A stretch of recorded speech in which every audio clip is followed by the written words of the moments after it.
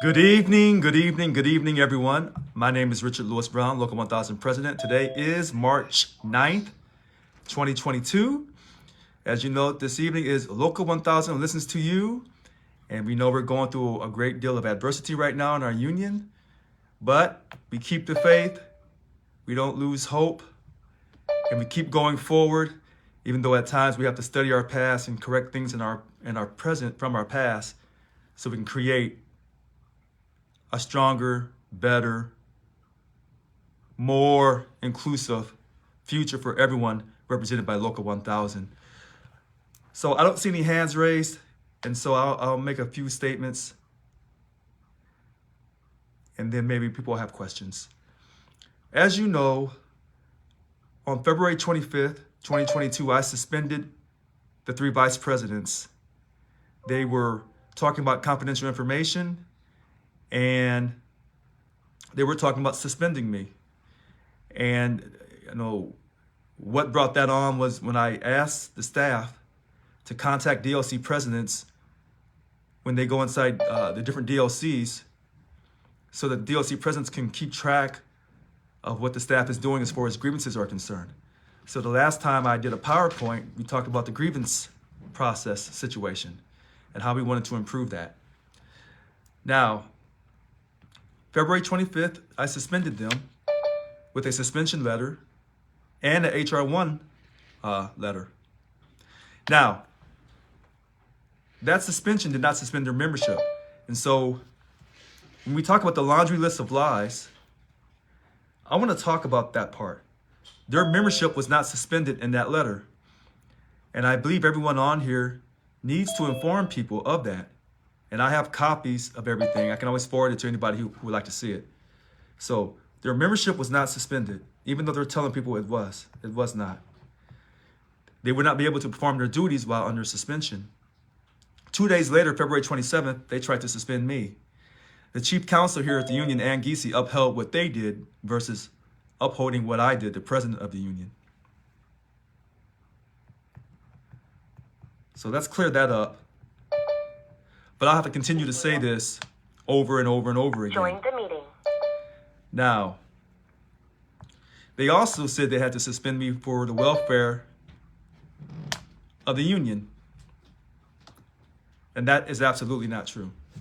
So as you remember, 2 of the VPs were working with me. In fact, Annika Walls, the VP of Organizing Representation, had her own call, the stewards call, that we moved to Tuesday night, because Wednesday night is more inclusive on everyone represented by Local 1000, not just for stewards. So she was working with me. She was able to do her job fully, as well as the VP Secretary Treasurer, David Jimenez. Now they're claiming that they felt they were left out and they weren't part of the decision making. And so as the Local 1000 president, I am responsible for certain duties per the policy file. The VP of Bargaining, Irene Green, I had cut off her access to the building because she tried to go to an illegal meeting, which she attended in October, which this had another illegal meeting, Join the meeting last weekend. And she was still able to do her job fully. Their email access, or Irene's email access, when I cut off her ability to come to the building in October, was never cut off. So she was still able to do her work, still had her credit card, still could take trips to work sites and get that paid for. When they suspended me, in their minds, after I had already suspended them on February 20th, I suspended them on February 25th, they suspended me on February 27th, and then they blocked all of my access to the building and my email. And they cut my credit card. And so with this illegal board meeting they had just last weekend. Richard. Yes. I'm not trying to interrupt you, Yes. but is this open to everybody or no? Yes, this meeting's open to everyone. Because I see people on here that are not. I just saw Nicole Christ, I think her name was. Oh, yes. Let her come on. Yeah, I know. Okay, I'm just saying, I didn't know if this is an open forum Oh, for yes. everybody. Yeah. I was just asking. No. Okay. I'm glad you asked, Kobe, because the people who are against me, they're coming on here too. As you know, last night when they have their call, if you speak for me, they don't let you on the call. I don't do that. And you remember, many times people would say, why do I let someone on the call? Because all they're going to do is trash me. And I said, well, we don't want to censor people. So now that they're doing their own calls, you see the censorship coming back. That is your status quo from the past that we were trying to get rid of. And so they had the illegal board meeting last weekend that I didn't call for because they said David Jimenez, acting as president, could call the meeting when he was already suspended. To make a long story short, there's a possibility that if the VPs cannot accept that they did wrong and try to work with me, then this trouble will continue to happen. And so instead of us working together to get a great contract next year, we're dealing with these issues. Let me get to this next issue, and then I'll get to Heather's hand that's raised. The members came down to protest this past weekend at the building, and they were able to get inside the building. There's this idea that we're, quote, criminally trespassing. That's a lie. So when you're doing a laundry list of lies, you got to put that one in there as well. There is no criminal trespassing at Local 1000 right now. The police did come to the building, and they said it's a civil matter, and Irene Green came down, and we had a conversation. Second point, and then I'll get to the first hand raised, and then I'll get to Kobe. They said that the chief counsel, Ann Giese, had to do a hostage letter because she felt like she's being held hostage. That's a lie. She made promises and she put it in writing, and then she did not follow through on what she said. And this is our chief counsel who's supposed to be ethical. She gave us a written statement and that an email was going to go out apologizing for all this confusion. She never did that. So they've continued to send out emails trying to smear me. Edward Wu, dial in by audio. All right. So with that being said, and I'll have to probably repeat some of this stuff all over again, we're raising money through Cash App, my Cash App, to get an attorney because when they, quote, allegedly suspended me, they cut away the attorneys that was working with me to fight this lawsuit against me by one of our DLC presidents that sit on the board, Bill Hall. All right. So we're going to let Heather ask her question or make her statement. Go ahead, Heather. Hi, Richard. Okay, so I'm still naive to the union business and the way that things are ran. So forgive me. But on one of the calls that they had, not the one last night, I couldn't be on there, but the call before that they had, trying to explain everything, they had said that, now all the chats are coming up, sorry. They had said that, or maybe it was on one of the Facebook messages, they had said that the VPs can't be suspended. No, that's inaccurate. That's a lie. See, what they do, they tell you so many lies over and over and over again to help create that atmosphere to make you believe that what they're saying is true.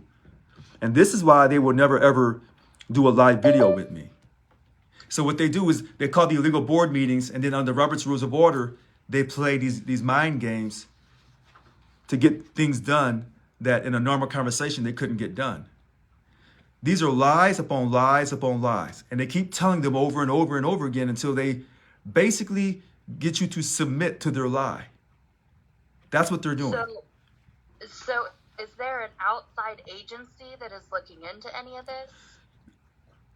Someone that most likely alters one way or the other? Most likely, well, there's a good chance we'll go to court. Okay. Yeah. And then, so where do the members come in? The people that are actually paying for all this, like. So you were voted in. I didn't vote for you. You and I have had this conversation face to face, though.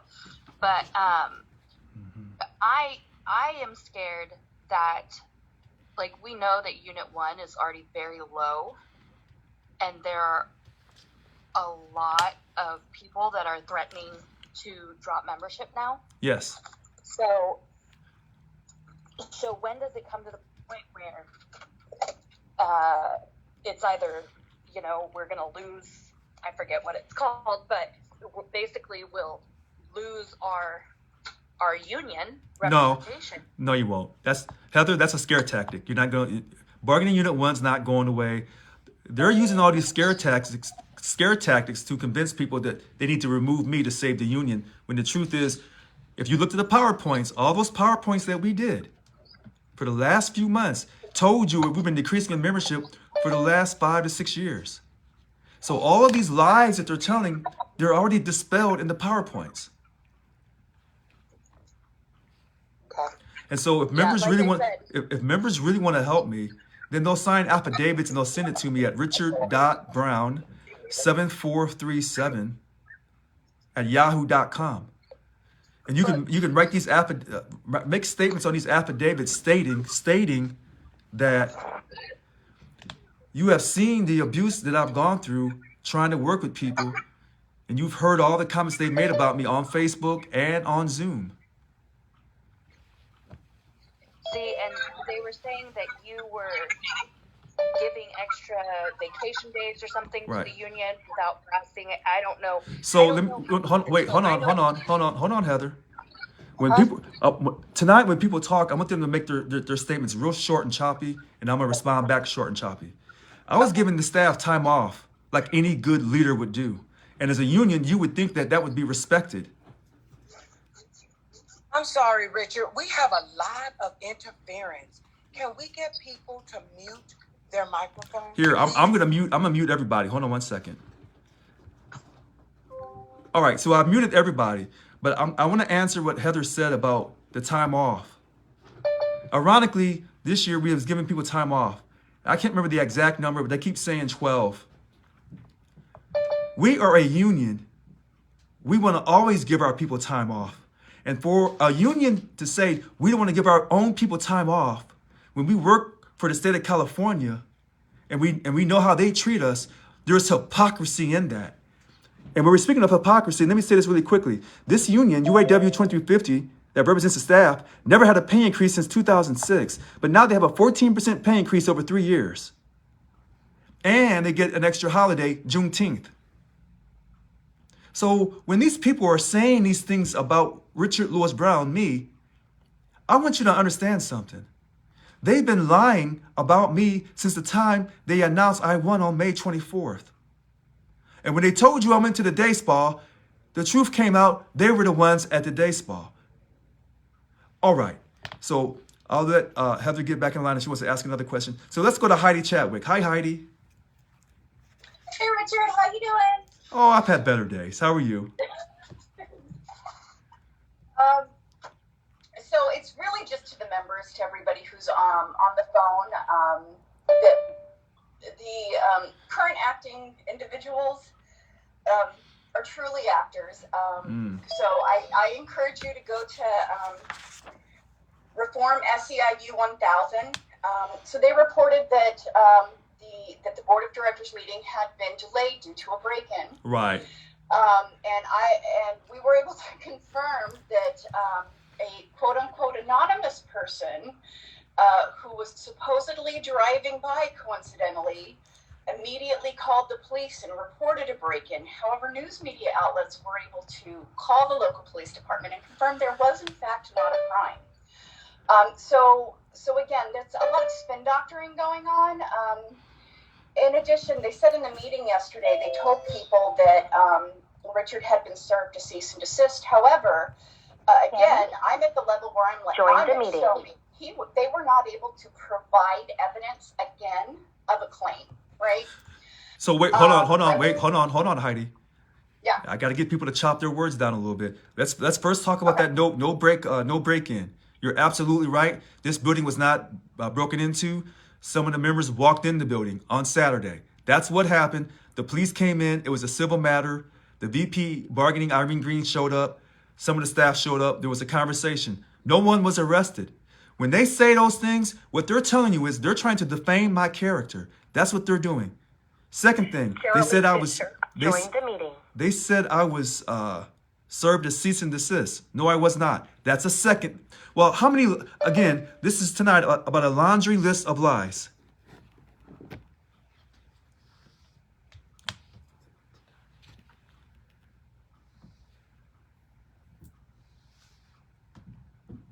I said, go ahead, Heidi. Okay. Thirdly, members have dropped ever since I believe it was 2018. When a law was passed, membership dropped in 2018 when legally it was decided that members didn't need to pay for the union if they didn't want to. They couldn't be forced to pay for the union. Right. And historically, we have had low turnout in all elections for about 10, 12 years now, I believe. And as the years progressed under the former president's leadership or dictatorship, Yvonne Walker, the number of turnouts decreased year after year after year after year, which was a denotation of not only members withdrawing from the union, but members not even engaging in the union. They just had lost faith, period, end of statement. So for anybody who thinks that one side or the other is trying to encourage a lack of membership, that is absolutely false, and I'll tell you why. Because whether it's the four that are currently claiming power or the elected President Brown, neither side benefits by members leaving. Because if members leave and we have no union, they have no job. So please understand, I don't care who's saying what. If the members have the power, the board of directors, recently we were told the board of directors doesn't even need to seek members' permission to do anything. But ultimately, at the end of the day, the members are the ones that have the power. And if there's no members paying dues, they can't pay their light bill, they can't pay their employees, they don't have a job. So one side or the other is not encouraging a withdrawal or a cancellation of the union, because it doesn't benefit either side. And that's it. So Heidi, let me say this to you really quickly. Even with the Janus decision on June 27th, 2018, our membership did not drop. It was no significant drop. What happened was the people who weren't paying full dues, the NGOs and fair share fee payers, they went away. But ironically, the dues paying membership didn't really drop dramatically.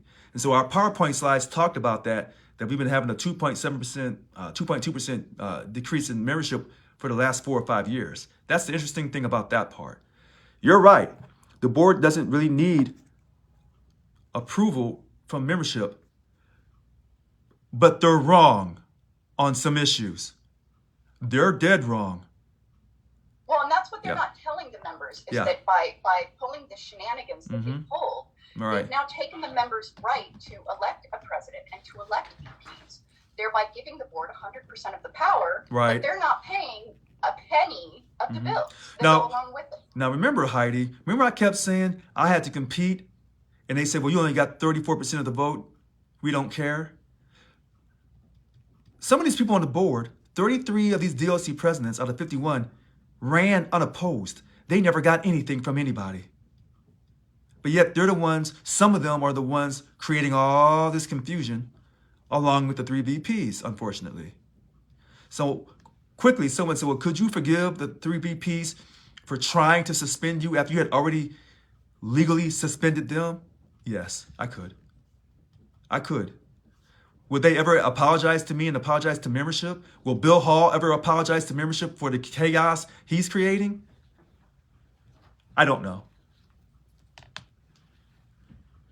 And they also didn't tell you that when they tried to suspend me on February 27th, and so on February 28th, they locked me out of the building. They changed the locks. See, that's really important because they're talking about how the damage was done this weekend because we had to get into I had to get into my office. They had changed the lock, but they don't tell you this.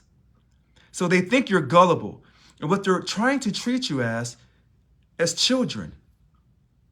They're treating you like a child. Where did they learn that behavior from? They learned that behavior from their boss, the state of California. And that's why I've always said these childlike condescending contracts. But I'll stop there. All right. Thank you, Heidi. Let's go to the next caller. Derek, 770 Secretary Treasurer. Derek Rogue.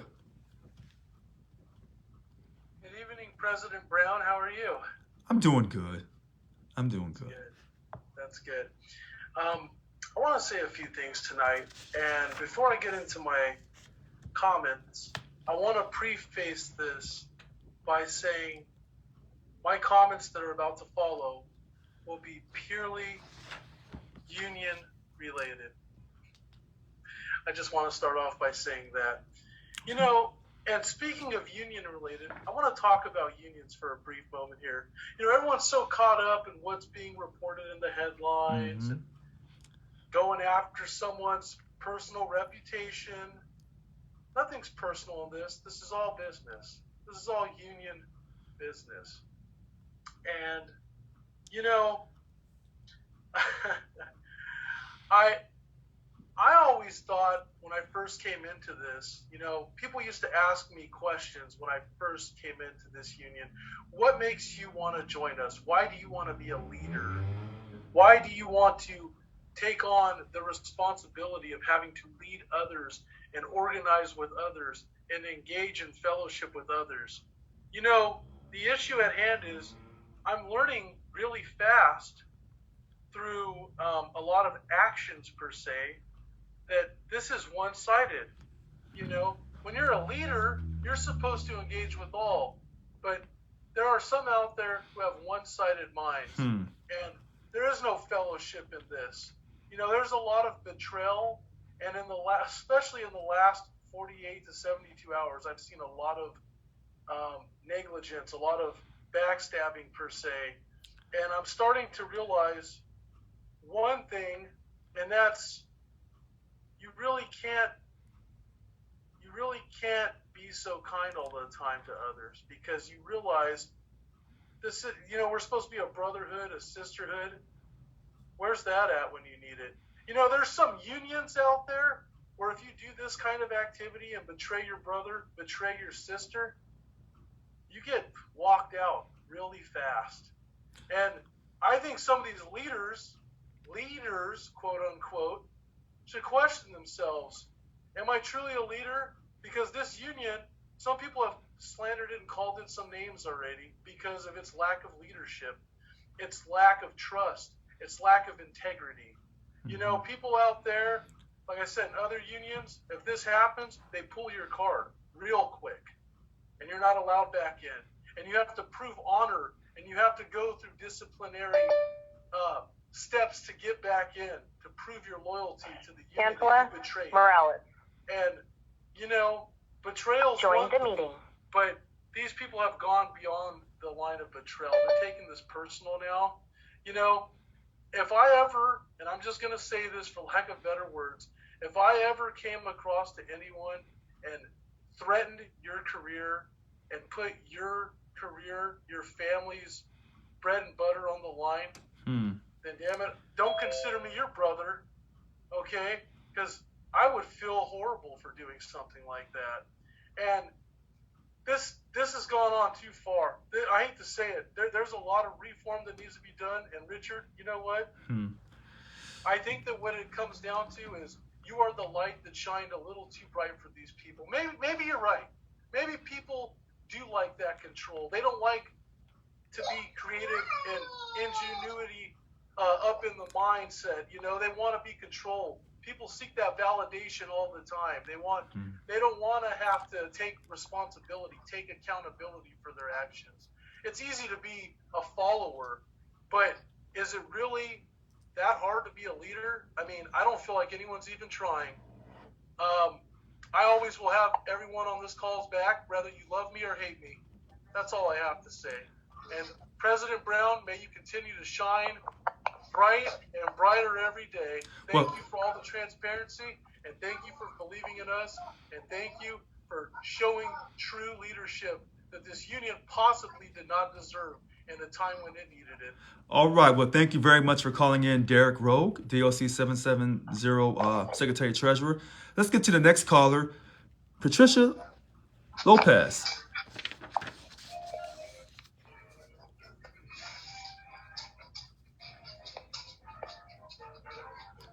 Hello, Patricia Lopez. You can unmute yourself. Hi everyone. Just really quick, I wanted to say something regarding EDD unemployment. You know, ever since Richard was elected, Let the dog out.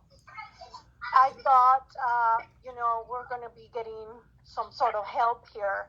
But we recently found out that the state has hired an outside company to do our work.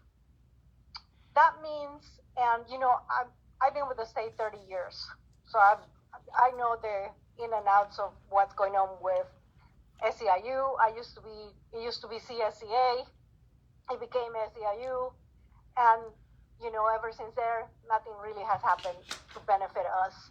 In fact, there was a president of the DLC who used to call the staff at EDD the NGOs. Nonetheless, we just found out that the state hired an outside company to do our work, and they're already doing our work. The project apparently is going to be for 2 years.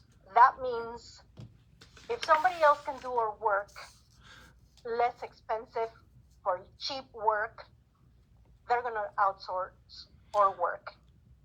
In the meantime, here we have all this vice president and all these people that are in the board trying to kick our elected president out of the union, fighting and filing lawsuits. Their only benefit is their personal benefit. They don't care about the union. They never come to the membership and say, what do you want to do? And that includes a lot of the DLC presidents. They just go and they vote and they never tell us anything. For those of us, I'm at the end of the road almost. Hopefully I'll get to retire soon. But those that are new, especially at EDD, I have the feeling that outsourcing is coming. And we need to build our union to be strong instead of fighting, Right. Well, And so I have to say thank you. okay, I am so glad you called in and said that, and hopefully you've called the MRC at 866-471-7348. That is an issue. Next caller, DLC 727, President Linda Martin.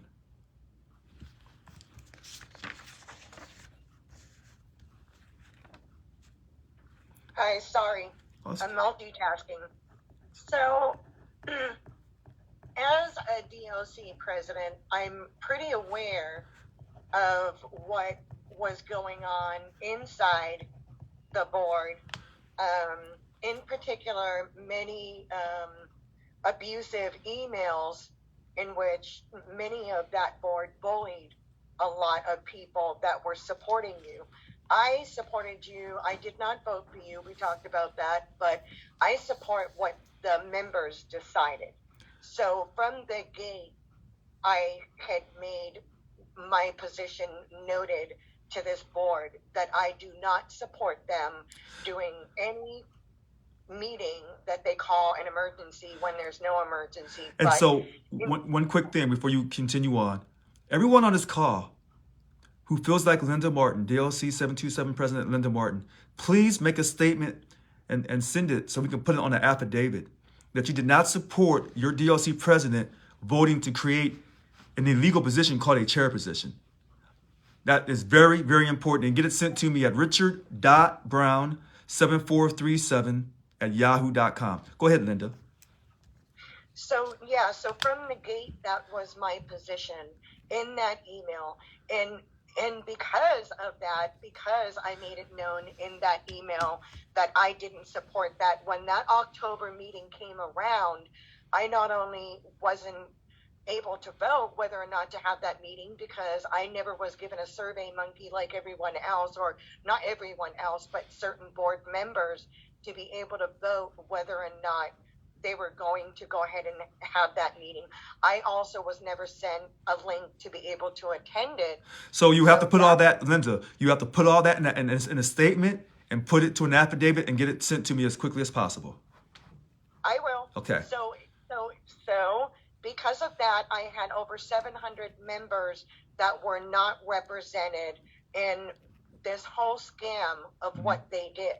So since then, because I've continued to support what I thought, well, what I know is the members' vote to vote in a president, I'm now getting retaliated against by these board members. So Since Bill Hall has come into office, not even just a couple of days ago, I've been thrown off of the 2 committees I was on, and today I just received notice that they are not going to honor my union leave that I'm supposed to okay, get. so hold on. Hold on 1 second. I'm not trying to cut everyone off, but I'm trying to get more people to talk faster and get to their points so that we can get more people into these calls, and then I can come back and get more out of people.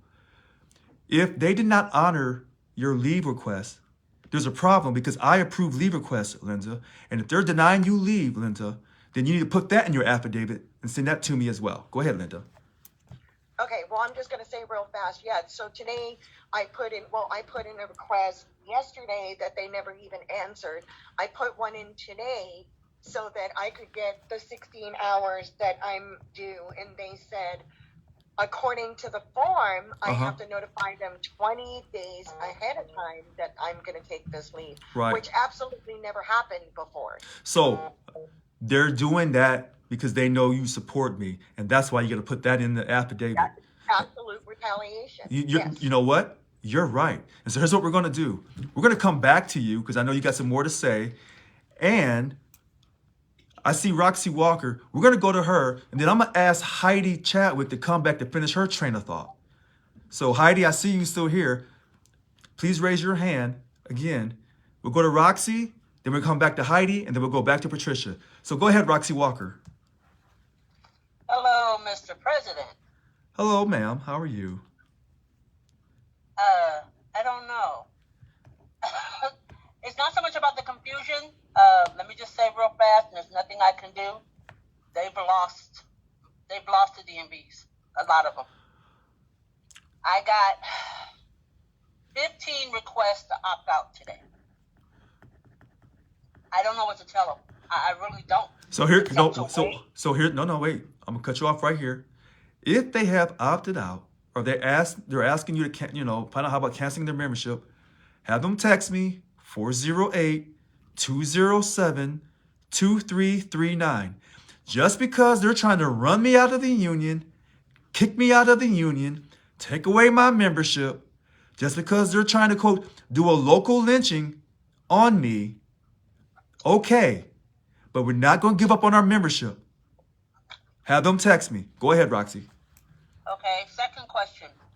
How do we file against some of the DLC members? Because I hope you're listening to the one who said, go drink the Kool-Aid. No.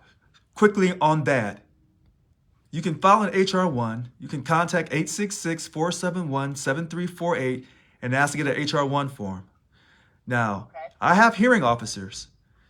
Supposedly, they've created this chair position illegally, and now they're trying to, have this independent hearing officer or whatever circus that they're doing. This is a circus, and it's unfortunate because the members, and not just the members, but future members who have not become members yet are looking at this and saying, I don't want to join that circus, even though I know Richard is telling the truth. Yes. What's your third point? And then I'll come back to Heidi. Third point. So you actually answered it. So I'm going to give them your number. Yes. Richard, I had so many calling in, and not just from my office, from other offices, and I didn't know what to tell them. So I just didn't. Here's what we tell people in America. This country, even though we have severe character flaws in our foundation, we don't give up on our country. We don't give up on Local 1000. And even though they're trying to, quote, lynch me and castrate me and take away my dignity, and more importantly, forget about me. They're trying to take away the voice of the voters who voted to put me in here. They're trying to take away your president, your voice, your dignity. That's what they're trying to do. And if we sit back and let them do this, then they'll keep taking from you and taking from you. And then you ask yourself this question, Roxy. How are they so good at taking from us? Because they're copying what their boss has taught them, the state of California. Thank you for calling, and we'll come back to you if you raise your hand. Let's go back to Heidi Chadwick. Go ahead, Heidi. Okay, so I'm just going to say this and I'm done. I love that you still have that positive faith. I'm just going to personally tell all the members, you have to do what you feel is called for in your heart. And at this point, if you feel like you're not going to continue to pay for the abuse of the board, then maybe if you feel compelled to cancel your membership for a month or two to make a dent in their bottom line, so that they see how many members feel this strongly that they don't support it, and if that's what it takes to get their damn attention, then maybe we need to do it, because I feel like unless we hit their bottom line, they don't get it. No, well, Heidi, wait, Heidi? Yeah. Now, what you just said is tricky. I'm going to be honest with you. You said a legal word, compelled. If you feel compelled that you're being disrespected by voting for the president or supporting the president and the board is disrespecting your vote, then the first thing I'd have that person do is fill out that in a statement, put it to an affidavit, and send it to me at richard.brown7437@yahoo.com. Here's the second part before you get to your next point. You say cancel the membership for a month or two. Heidi, I'm going to be quite honest with you. Anyone that's associated with me, they don't want your money. They want you gone. In fact, when you quit, they're glad that you quit. What's your next point? So they can be glad I quit, but I'm going to go ahead and take my money, and I'm going to buy a little bit more groceries to put in my kids' mouth. It's not about them at this point. It's about me and my boys. I can give a damn less how they feel. Well, and that's just it, and that's all. No, wait. Well, hold on. A lot of people agree with you, Heidi. But this is a long game they're playing. They want you to quit. They never wanted you to vote to begin with, because when people vote, they put someone like me in that's going to correct the issues of the past. They don't want you to ever vote again. I'm just being honest. So yes, you can take the extra money and do things with your family. And some people say I can take that money and save it myself. And if I'm having a problem with management, I can hire my own attorney and get better service, because at least I know that attorney will take it all the way up to an arbitration level if possible. So you're right on that. But this is their long game. They want people who support Richard Lewis Brown, that support the right thing of getting a 20% pay increase across the board. The people who support the people's president, they want you to quit. They don't ever want you to come back. And that's why they're trying to kick me out permanently. And you know what? The bottom line is, as long as the board Right. has the ability to make decisions, Right. the member's voice does not matter. They want to take our money, they want That's to right. run with it, but they're going to continue to make their own decisions. So, if in fact the board ever comes to their senses and restores the dues-paying members' rights to have an election again, Right. it's really a moot point. If we can't vote, what's the point of all of it? Then I can turn around and I can re-sign up my membership a month before it's time to vote again. If I cancel now, doesn't mean I cancel permanently. Now, wait a minute, hold on. This is what they want you to think. This is the trick they want you to walk into. You should be able to, this last election just told you. They never told you when the cutoff was to sign up. I know, because I had written that up on part of my elections protest. They never told people when was the cutoff for new membership, except for the non-members. But they never told the candidates. They never told the dues-paying members. So we could communicate that message to the non-members. Hey, sign up by this date. They never told you. And they kept people in the dark.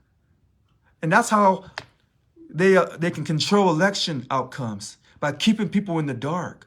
And then when you sign up at the last second, I can't guarantee you this, Heidi, but somehow you don't get your ballot in time.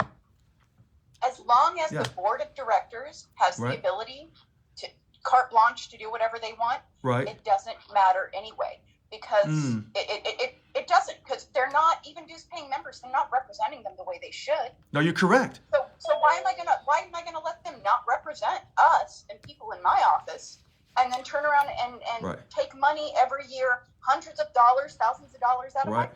pocket in the process? Now, I'm not paying for nothing. now, you bring up a great point that as you see, a significant number of people in bargaining unit 1 feel the same way. That why pay money when you're not getting a rate of return? Why pay money when they're stealing your voice away by trying to run the president out after you voted for the president? Or even if you didn't vote for me, you see the things that I'm doing and you say, wow, I wish I had voted for him because he's really sincere. And they're trying to remove this person. So you make a compelling argument. I know you do.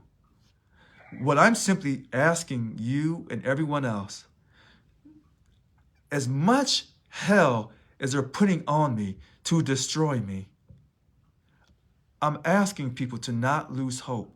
And I realize that if they try to throw me out of this union, I realize that people are going to quit. I know that. We all know that. That's a way of a person protesting. They take their money and they go on. But the problem is you take your vote and then you say, well, when it's time to vote again, I'll just sign up real quick. They're aware of who's signing up right before an election. And then they wonder why sometimes these elections never have been different because... But while the board of directors has control, we have no vote, period. No, that's not true. Now, let's go deep for a second. This is why I wanted you to come back on when initially it seemed like I was cutting you off, but I wanted you to come back on. Some people say, well, Richard, why can't they wait to the next election? If they don't like you, they should wait to the next election. But the second option of that was they could recall me. But in order to sign a recall, you have to be a dues-paying member. Now, we don't want to recall people. We want to unify our union. But some people say, well, Richard, they're trying to recall you right now while they throwing the lawsuits at you. They're trying to build up support so they can do a recall on you down the line if they can't kick you out of the union permanently. So it's interesting, but I know exactly what you're saying, Heidi. I really do. I really do. All right. So let's go to DLC 772 President Mary De La Cruz, and then we'll go to E.B. Lynch, and then we'll go back to Patricia Lopez. Hello, Hi, Mary. Good evening. Good evening, everyone. Thank you for taking my call. I appreciate everything you're doing. And I know we're a strong, led union. I am Local 1000. And I am going to stand up right now. And as a member, and I'm sure I may have the consensus of the voice of the members on this call tonight, I would like to request that you kick Greg Nelson back to the waiting room, because all he's been doing is doing negative chats. Okay. And, and I'm going to take the consensus of everybody on this call. Oh, I'm seeing people say, yes, please, yes. Craig, what's his name again? Nelson. Craig Nelson. He has the SEIU logo on there. All he's been doing was badgering, negative comments about you, calling you names. We don't need that in this call. Well, you know what? I put him back in the waiting room, and I want to thank you for stating that. And let me apologize to all of our non-Democrats, because DOC President 767 President Richard Wake just called Republicans reaper turds on Facebook. And I want people to mark this down tonight on March 9th at 2022, so that when they're doing their affidavit, talk about the statements and how these people are set out on trying to remove me from the union, even though their behavior is highly questionable, that Richard Wake called somebody a Republic turd. Now, you can't call people that. You can't. And I know Richard Wake has said a lot of things. He's called me coward and chicken. I can take it because I know how to give it right back to Richard Wake. But to other people, that's not how they live their life. They don't make those types of name calling. They carry themselves with more dignity, more respect for themselves and for others. Richard Wake is just being Richard Wake. Okay? And I know that Richard Wake is trying to cause confusion and evilness, But that's what a DOC 767 president does, Richard Wake. That's who he is. So you have to, acknowledge that he's being truthful about his ugliness. All right, go ahead, Mary. I'm sorry.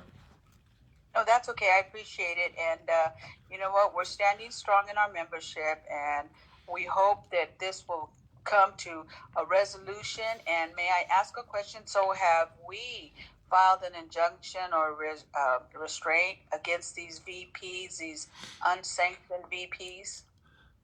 So, as you know, I do not want Local 1000 in court. And I've never said this before. This is the first time I'm me saying this. But they're determined to try to take me to court. I do not want to do that against the 3 VPs. I don't. And even though they called this illegal meeting, and none of those actions from that meeting means anything, including this chair position they created, in their minds, they think they did the right thing. Some people are saying, Richard, you have to set these people straight. I understand that, but I don't want to take them to court. I don't. That's just, I'm not an evil person. That's not in my DNA. Now, I want people to do these affidavits with their statements stating that they don't support their DLC presidents voting to create a chair. I need those affidavits, like yesterday. This is really, really important. Go ahead, Mary. No, I'm just saying, and once we get the affidavits, where's, I guess I want to know, when can we take back control of SEIU, we the members? This is a process. How fast? It's probably going to involve court, and judges don't move fast. So this is going to be a process that's not going to go away anytime soon. So you say, in the meantime, what happens to our essential worker premium pay? We're still fighting for that. The question is, when you do the affidavit, the question is, Cal HR, who are they recognizing as the leader of Local 1000? Because if they're not recognizing myself, Richard Lewis Brown, there's a problem. We have a problem. So it appears that a lot of things may have to get settled in court if people don't do the right thing. May I ask if Cal HR, are they recognizing the fake chair? I don't know, because they haven't contacted me to let me know. Okay. So if they are recognizing anyone but myself as the leader of this union, that's a problem. That's a legal problem. Okay, thank you, President Brown. Oh, you're so welcome. Thanks for calling in. All right. E.B. Lynch. Hello, E.B. Lynch, can you please unmute yourself? Hello, President Brown, can you hear me? Yes. Okay, thank you for taking my call. The first thing, I want to talk to my fellow members. Okay, you have some echo in the background here. Oh, okay, hold on. Okay.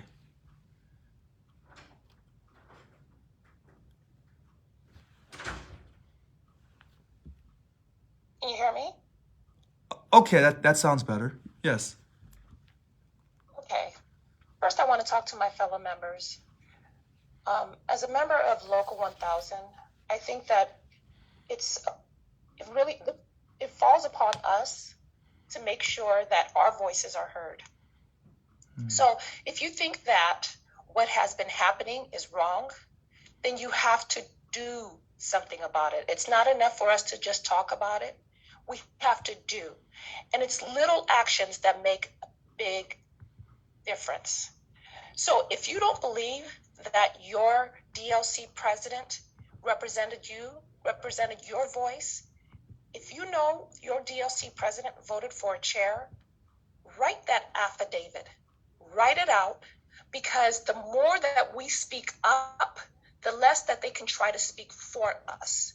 Because their whole thing is that they're doing this for the members. Oh, we're speaking for the members. And if the members stay silent, then anyone that's listening to them will think that they're telling the truth. So if they're not telling your truth, then make sure that you voice your truth. You need to say loudly through the pen and paper, hey, I did not vote to have this illegal chair position created. That is not my wish. My DLC president never asked me or anyone in my work site if we wanted this, because you have to understand that there's a lot of people out there who don't understand how unions work. We here at Local 1000, really, there's quite a few people who just learned it this year because we have a new president who opened it up to us. So now we have a better understanding of what our rights are as members. So we are a member-led union, then we need to lead the way. We need to lead the charge and make sure to write out what we want. Don't let them take your voices from you. Do the work. We are all in this. It's not about what the president is doing or what he's not doing, or even what the board is doing or not doing. They can only do what they're doing because we stay silent. Join the meeting. So the next thing that I would please ask all of us to do is to share the links within your work site. Let people know what's going on. Because since they locked out our president, the people's president, from being able to speak to the people, we, the people, have to speak to each other. We have to make sure that we're getting the word out as to what is happening. When you get this link, send it to everybody in your work site so that they know, hey, one, the president still wants to talk to you and he still wants to hear from you. He's our president. He's the people's president. So members, don't stay silent. Share it all the time. Make sure that you tell one to get one. Tell one to get one. So if you tell one person and they tell one person, all the things that they're doing by cutting him off from his email and cutting him off from being able to directly talk to the people because he has no access to any email list, well, that's not going to work because we're not going to stay silent. This is a grassroots effort and we're going back to the basics. So please tell one to get one. Thank you, President Brown. All right. Thank you very much, E.B. Next caller. Yolanda Williams hasn't spoken. Go ahead, Yolanda. Good evening, President Brown. And good evening, members. What's up, members? Brown, R.L. Brown. Okay, we got to stay positive, guys. Got to stay positive. Now, what I want to say, because it's in the chat, Richard, is that how do we find out who was the DLC president that voted for this chair? So wait, stop. Wait. Hold on. I'm not trying to cut you off, but when you say something that important, I want to address that really quickly. Everyone knows when I do board meetings, everything's out in the open. You don't have to guess. And when I do board meetings, when I call the board meetings as the president, as per the policy file, I ensure that every vote is a roll call vote. This last board meeting, this illegal board meeting that I did not call for. Shirley Fisher, I got cut off. Okay, so. Join the meeting. So, with that. Angela Morales. With that being said, that didn't happen. Join the meeting. That did not happen. They don't want you to know who voted for what over this last illegal board meeting. That's done purposely. They don't want you to know. And then when people ask for the meeting notes, they say, well, we have to get the proof at the next board meeting, the next regular scheduled board meeting, or maybe the next special board meeting that will be an illegal meeting because I'm not calling for it. I haven't called for one. I'm sorry. Go ahead, Yolanda. You can go ahead and unmute yourself, Yolanda. Okay. Yeah, so I see people in the comments talking about, oh, well, they did roll call or they did something. Well, obviously they didn't or something because there's too many people in the chat that are saying that they don't know if their DLC voted for this chair. That's purposely. That's purposely. Okay? To keep confusion going, yes. Yeah. So, and then all of this other stuff that, the break-in, I just have to let it out. The break-in and all this, it was no break-in. Even Mr. quote-unquote, let me keep on chatting because I just want to be a problem in the chat room, Mr. Craig Nelson even said somebody followed somebody in the maintenance department in the building. So shut it down. You know what I'm saying? Stop the lying. be 100 with it. They over there talk about transparency, but y'all up in an executive meeting. Oh, let's shut it down right now. We got to go to executive session. We got to go to executive. Oh, let's shut it down right now. Yeah, you got to keep it quiet because you're doing dirt. So everybody on here who's all for the other people, Mr. Brown is not doing dirt. Okay? There's nothing he's hiding. Because if he was hiding, he would be going, oh, let's go to executive session. I can't let y'all see this. And if you remember, I'm not sure if anyone does, at the end of August, we had a special board meeting to ratify the UAW 2350 contract for the staff here at Local 1000. And they wanted to ask questions, and they didn't want to ask out in the open. And then what they did, we did the vote in private. So those who voted against the staff, there were members of this board who voted against the staff, but you don't know who they are. Wow. See, and that's the ugliness that is the continuation of a status quo that they're trying to maintain. And this is why when they found out I won on May 24th, they sent the police to my house, or someone sent the police to my house on May 25th, 2021, 5 o'clock in the morning, saying there was a woman at my residence screaming. That's the ugliness. One thing I want to say to the members, please don't get out, because we got to vote. We got to vote. If y'all all leave, then that's what they want. Yes. And then they gonna have they crew. And nobody vote. And they're gonna try to, and listen, they're gonna establish those salary stipends. Remember when I said no salary stipends? When whoever thinks that they're in charge, because they're not, but this so-called chair and these VPs, have them put it in writing that for the duration, because that chair won't last, but for the VPs, have them put in writing that they will not accept the salary stipend in any form or fashion while they serve this term. I guarantee you 1,000% they won't do it.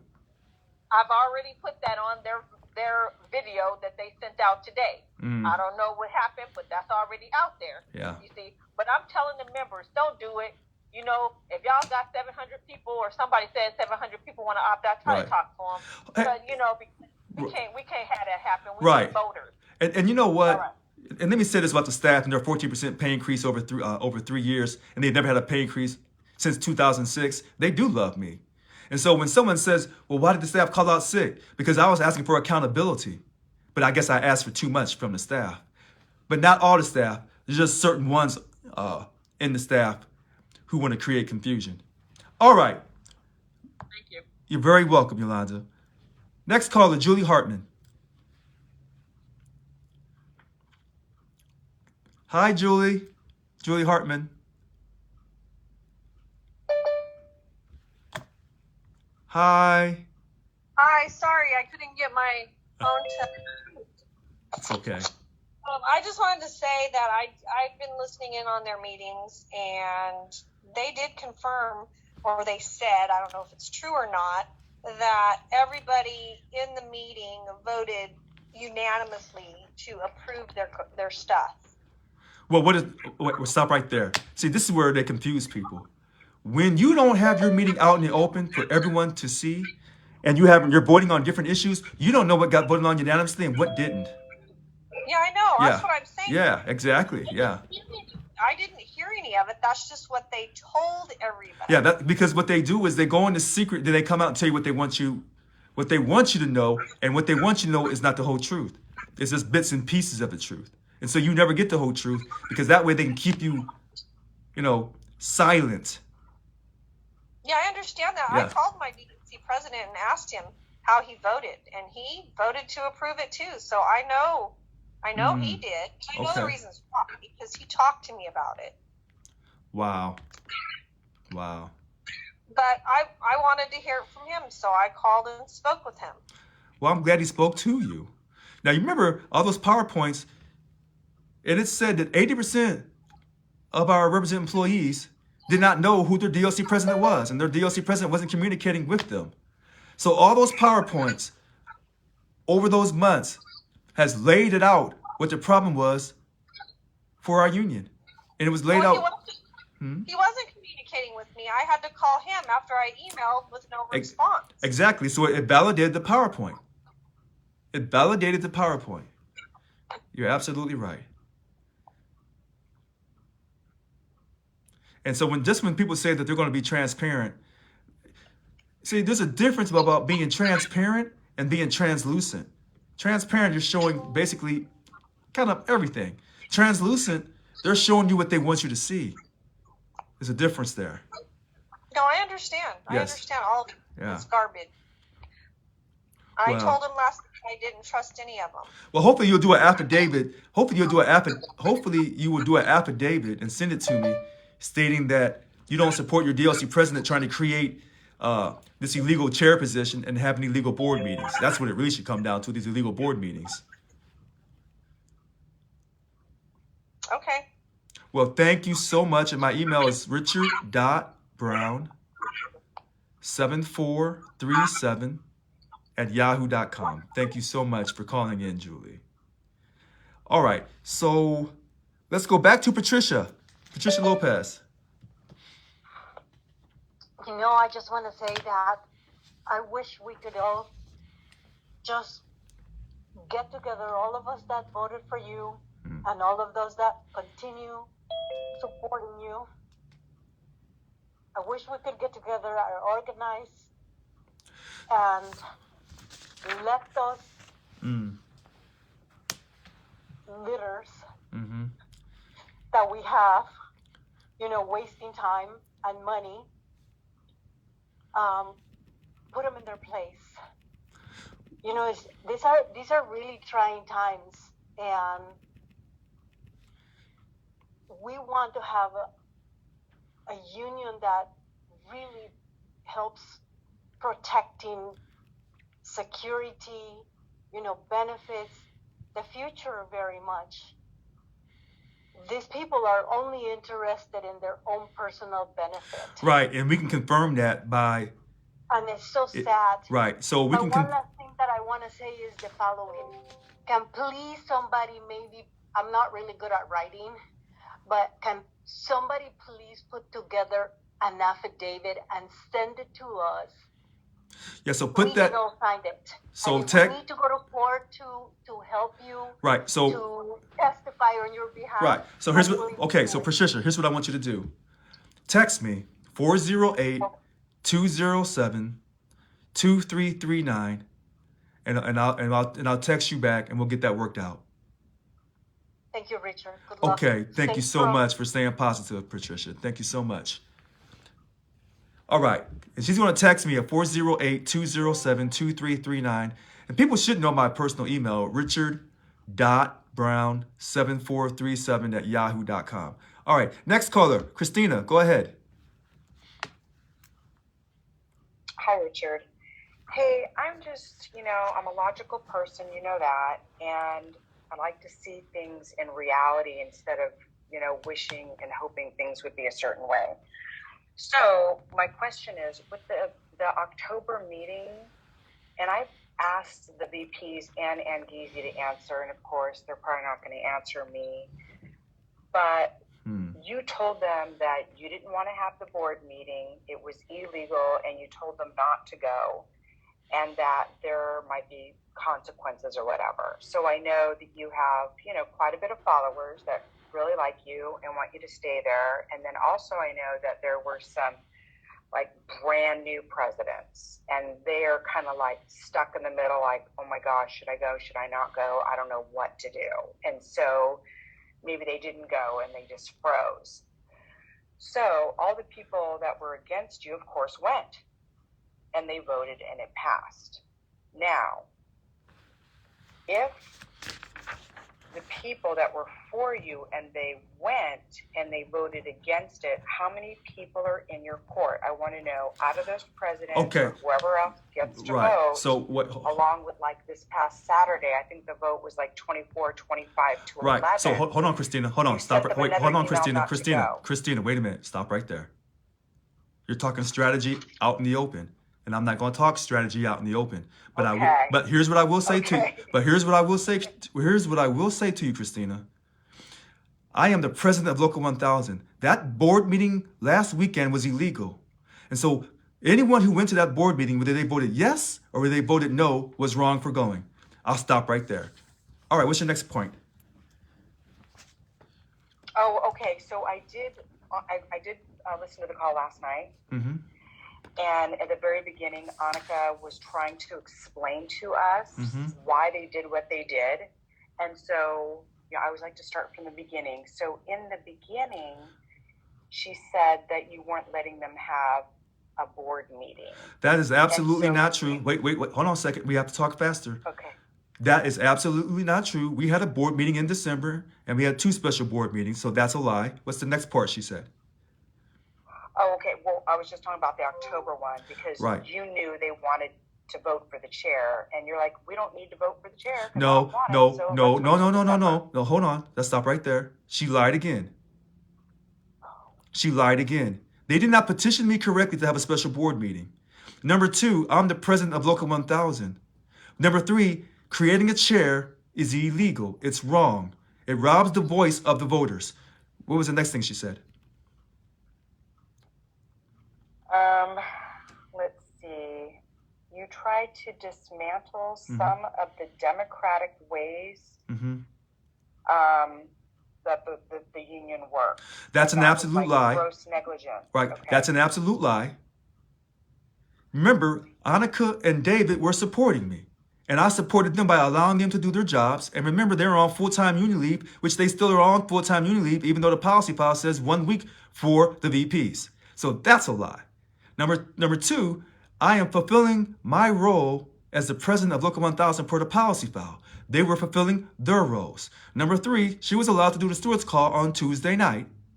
And I kept doing the calls on Wednesday night. And she called it, Local 1000 speaks on it. Number 4. Was that number 2, number 3? I can't remember. Number 4.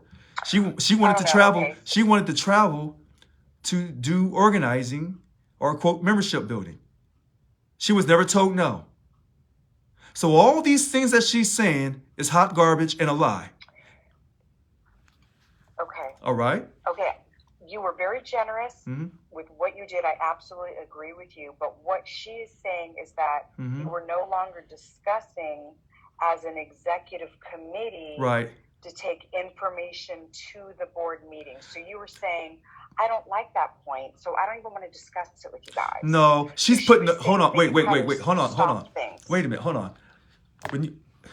Wait a minute. This is what she said. She's lying. And anyone that knows her knows she's a really good liar. Now, Annika's a nice person. But here's the thing about her. She puts spin on things, and she never answers questions directly.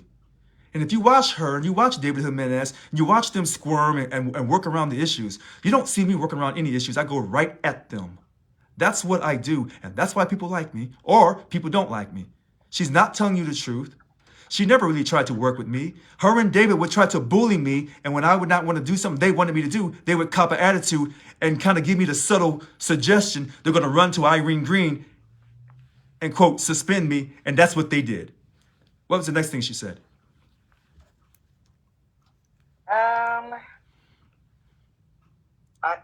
I guess that was about it.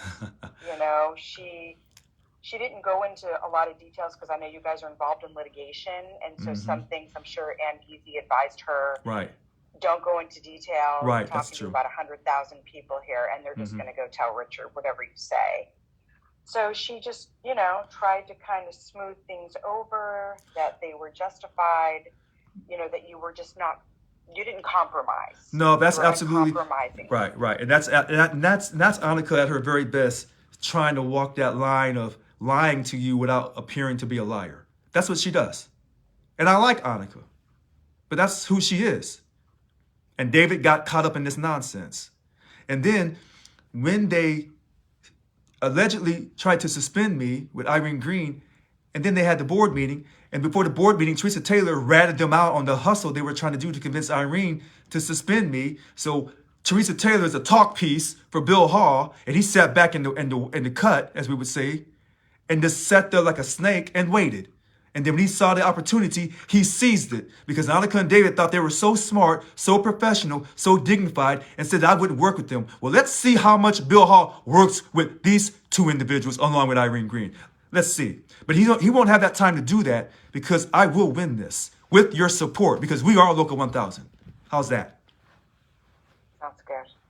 See, it doesn't take me long to say the truth. And when all the truth comes out on these individuals, you just wait. Because a lot of stuff I want to say and I'm holding back. All right, thanks for calling in. Next caller. Oh, you can always jump back in line too if you like, Christina. Next caller, Florence Stinger. Go ahead, Florence.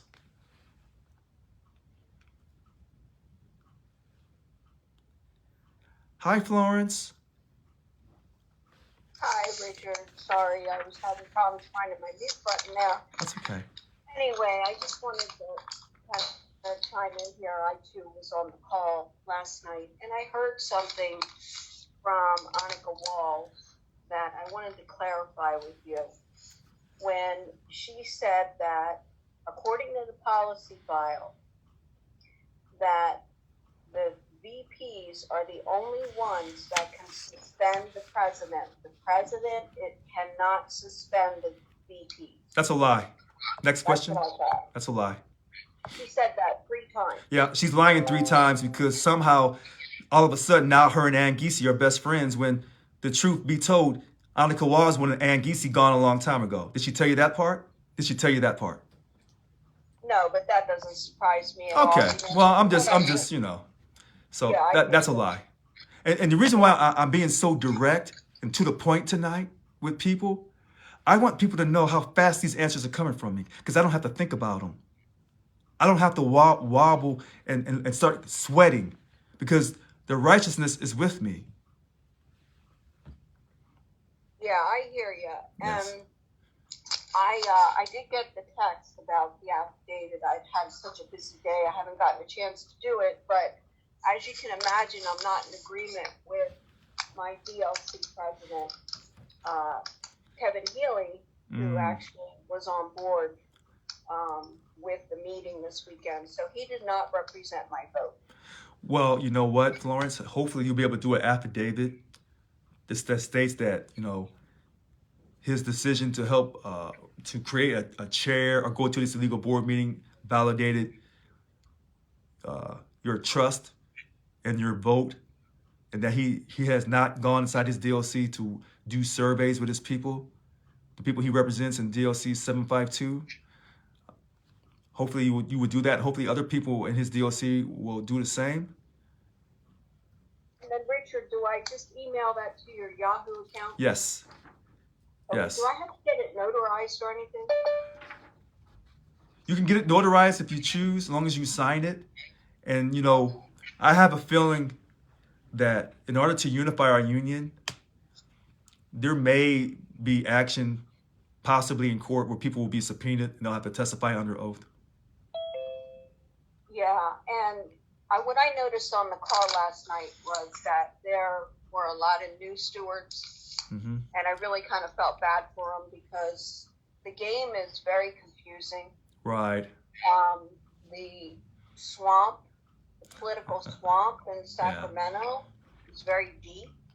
That's true. And, you know, it's really a high learning curve to catch up on the game because when you enter the game, you think what's real is not real and what's not real is real because of these smooth talkers like Annika Walls.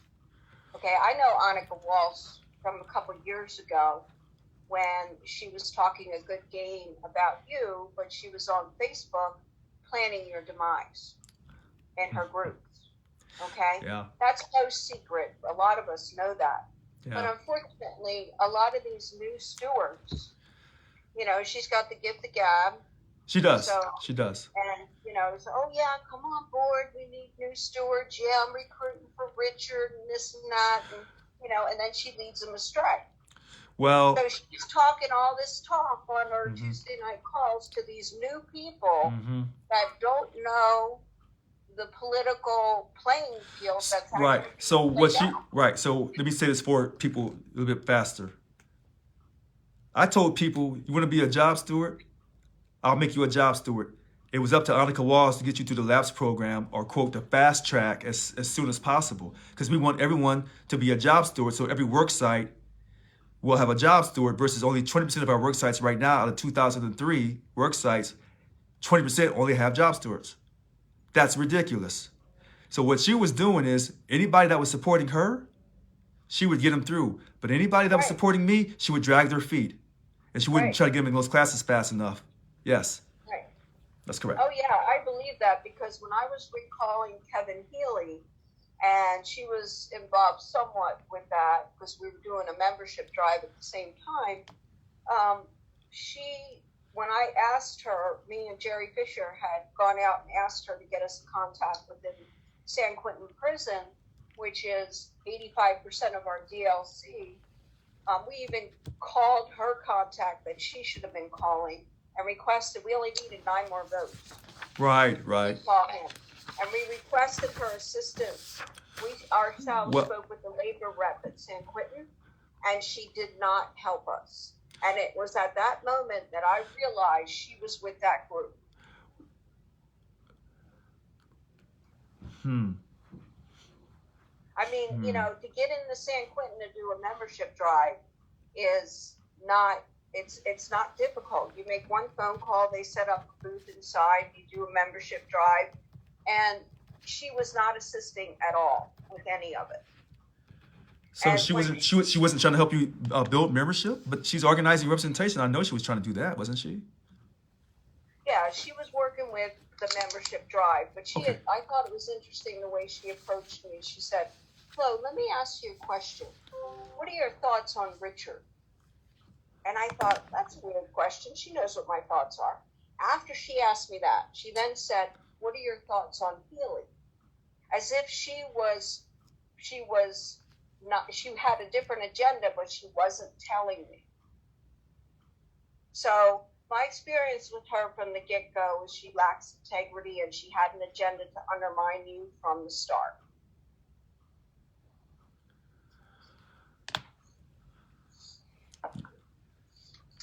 All right. You have the last word, Florence. You've had the last word. Thank you for calling in. All right. Next caller, Betty Jackson Stewart.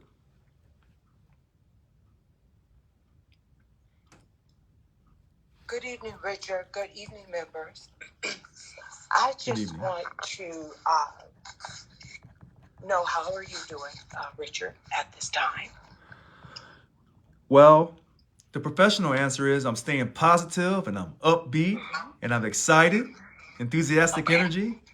The real answer is I'm positive and I'm upbeat.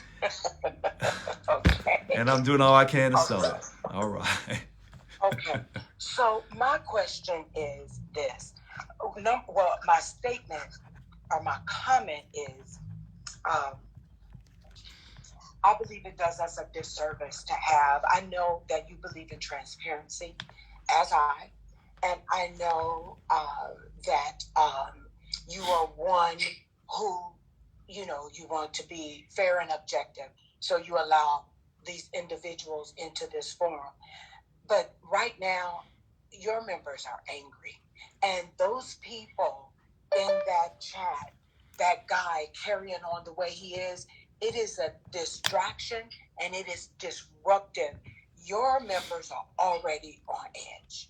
And I say your members because the people who respect you, who voted for you, there are people on this call who did not vote for you and learn to respect you and learn to appreciate the way you do what you do.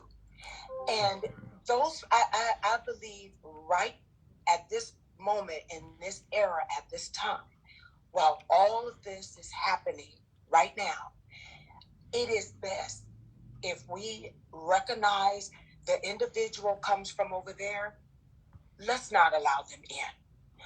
Because we can't have conversations. We can't speak freely. We don't know. I heard you a moment ago say, hey, listen, that's strategy, and we can't speak strategy out here like this. We need a place where we can talk about some things, because I feel we need to have a meeting. We need to have a meeting about actioning up. We need to have a meeting about real strategy and about tactics of how to get to our goals and obtain them. And I feel that I know we do not have all day. I know that this is a serious, very serious situation, and it's keeping some of us up at night. And I just, me personally, I never saw this happening. I knew Annika was an issue, and because you want, and I understand being fair and objective, but at this moment, I feel so betrayed by Annika. And I really wish that individual I really wish she did not have or had not been granted that union leave where she's collecting all of this financial information and she is not out. I just want you to name 2 new members Annika signed on. Just 2. Just name 2. And I feel like you put her in a position, not directly, but indirectly, in a position to have access to all of these financial resources, which gave her access into people, resources in the community to help her do and land this type of scenario that we are now in. I believe those finances helped her get where she is sitting in your chair, and we are on this call with you here right now. I believe, Richard, it would be in your best interest to select whomever it is that you want to select, and we need to, it should have been done yesterday. We need to action all the way up. We need to look into our resources. We need to speak. I know you do not want to take local SEIU Local 1000 to court. I believe I heard you state that. However, I believe we fight fire with fire. This is not the time for that Martin Luther King stuff. It's time for us, and I'm sorry, I don't want to offend anyone, but we need to act more like Malcolm X. We need to take our power and we need to utilize. Those people got together and they revolutionized against us. We need to get together and utilize our strengths to take what is ours and put our president back where he belongs. And we can't do that smiling and being nice. Right. We can't. Where is it gonna get us anyway? So let me say this, because it's getting close to 8 o'clock. Let me say this. I have asked people to cash at me. My number is 408-207-2339. I have asked people to do affidavits stating that their DLC presidents are doing things that they are totally disgusted with, such as trying to create an illegal chair position for our union. I've asked people to contact the media. And I've asked people to get on Facebook, and when these people act nasty with you, you got to go right back at them with the same intensity. And that takes a lot of energy and a lot of effort. Because if we had established who we were from the very beginning, they wouldn't be acting up the way they are now. But we never set the record straight from the time I started on June 30th. And when that DLC president and her daughter told me those vulgar, homophobic, racist, sexist things, and we didn't set her straight or her daughter straight, that's when they knew they could just say anything and everything they wanted to say to me. I have asked people to not quit the union because that's the right thing to do. I know in my heart, if they kick me out of here permanently, remove my stewardship, disbar me from re-election, I know people are going to quit. And I know that is exactly what they want us to do. They want us to quit. They want us to fight among ourselves. Those of us who do not quit, Richard, they're putting us out anyway. Hold on. That's right. Opportunities from people, from individuals who could learn from these experienced people. And, there are people who maybe want to go into, the public forum, more public forum, and help others. And they're removing people fast. Well, hold on a second. I've always known what the answer is. There's 2 answers. One's in the policy file that I don't, we have to respect the vote of the people, or if people decide to vote again to put somebody else in. And the other is the court system. But you got to have money with attorneys to go to court. And right now, I don't have the money. And it's always Richard, I can help you with the money. Hold on. You Wait. have members No. who can help Right. you Well, with hold on, Betty. I know what you're going to do. This ain't for you. What I'm saying is not for you. This is for everyone else on Facebook. And this is for all my enemies who have removed the attorneys I was working with to fight all this evilness. This is for the people who believe in a righteous good that was good yesterday, good today, and good tomorrow. Not a secular good that what was good yesterday ain't so good today. I'm talking about righteous good. And so what I'm asking people to do, you got to contact the news media. And you got to keep contacting them over and over like a virus, like a pandemic. Because what they're doing, they're robbing the voice of the voters. And we know in America, it is hard getting people to vote. So people say, Richard, you have to organize. Yes. But the power of the vote, getting people to say, we're going to have to spend some money and get this straight and get this right. And I know people got spouses, they got children. They don't have time for this nonsense. If they wanted some nonsense, they can go to their family's reunion or they can go to work every day. Absolutely. They want something from the union. And I'm providing that. But they don't want to hear what I have to say because they want to stay stuck in the status quo, pay these politicians, and these politicians turn around and take your money whenever they feel like it.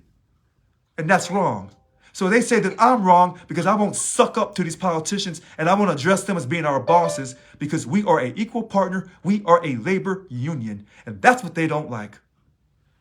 And the fact that history speaks for itself. They do not want to, what is it? Oh God, what is it? What is it that we do not do? We do not, what is it? We march out there. What do we do? What do we do? We go on strike. They do not want to strike. And when you give up your ability to strike, you have just given up your bargaining power. Because once you promise someone you will never strike, so now what are you left to do when they do not? They don't have to provide you what you want because you've already said you would not strike. And that is your bargaining power. But if you get out there and walk up and down those sidewalks and enough people are removed from their positions and rather go take it to the streets than stay here in the office, things get behind. Things do not get done. And then it gets to a point where they will meet you at least halfway to get you back in the office so the state can move forward. That there is your bargaining power there. However, I'm just stating, I just no more of those people on our forum at this time, even if they're slithering around like snakes in our chat room. These people haven't raised their hand and come in and state what it is they want to state and allow us to know, oh, so you're the opposition. But they're in our chat room and I'm telling you, your members are hot right now. So hold on, Betty, wait a minute. Yes, you are. Right. So Betty, see, this is where I think people should be allowed. I agree with that, but not right now. Well, you know what? Well, okay, that's a good point. But hold on. In the house, there's a time where you love to have company and you have game night. But sometimes things are so thick in the air at home and things are not right at home. This is not the time to open up the door and have company guests come in and we have game night tonight. But Betty, hold on, Betty, I respect your opinion. But this is why I'm so different than these other so-called leaders from last night. See, last night, they only let on people to kiss up and suck up to them. I let anybody come on. Hold on a second. I let anybody come on here. And if they think they got it in them to come at me verbally, I want them to. I agree with that, but they didn't come at you. They went into the chat where they know you're not watching the chat.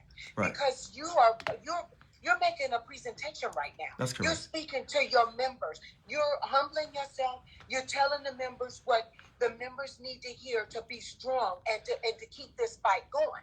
But your enemy is slithering around in the chat room where your eyes are not. our eyes are. And they're taking on your members. Your members are becoming weary. They're irritated, and they want to fight. But Betty, here's the thing. And I want these people who support me, that support Local 1000, to hear this. When these enemies come in the chat room, you need to go right at them and don't let up off them. Don't be afraid. Hold on a second. But hold on, wait a minute. Hold on, Betty. It does not matter. And this is where they're winning. When they come in here talking that stuff, you go right back at them to where they don't want to come in and mess with us. Because as long as we try to run from them, they'll continue to try to hunt you down. You got to go right back at them with that same ferociousness and that same toughness. Now, everyone may not agree with me, but that's why I'm here. And that's why God put me here. When you walk up on me, you walked up on the right one. So when they come in the chat room, go right into their chest with professionalism. And sometimes you may have to get a little muddy with these pigs. But that is what you must do. The part that I want you to understand is you are you're 100% correct. But here is the issue I have. Okay. Right now, your members are wanting to look to you. Yes. They're wanting to get a plan in place. And they're wanting to take action on that plan. And what I'm saying to you is, you have cancer in our chat room that now everyone is fighting the cancer. And guess what? No one is hearing what you're stating because they're all in there going, that's all I'm saying. We need to keep our eye on the prize. And we're distracted with this piece of, oh goodness, I'm trying hard. But this piece of shit that we just are not in the mood for right now. A little penicillin is not going to kill him. He is a cancer. You got to come with that disruptive shit to get rid of him, is what I'm saying. But you know what, Betty? We need to be listening to you so we know how to action up and which direction to go in. We don't have time to waste our energy fighting. Betty, listen, I want everyone, hold on 1 second. Hold on 1 second. Just give me a second.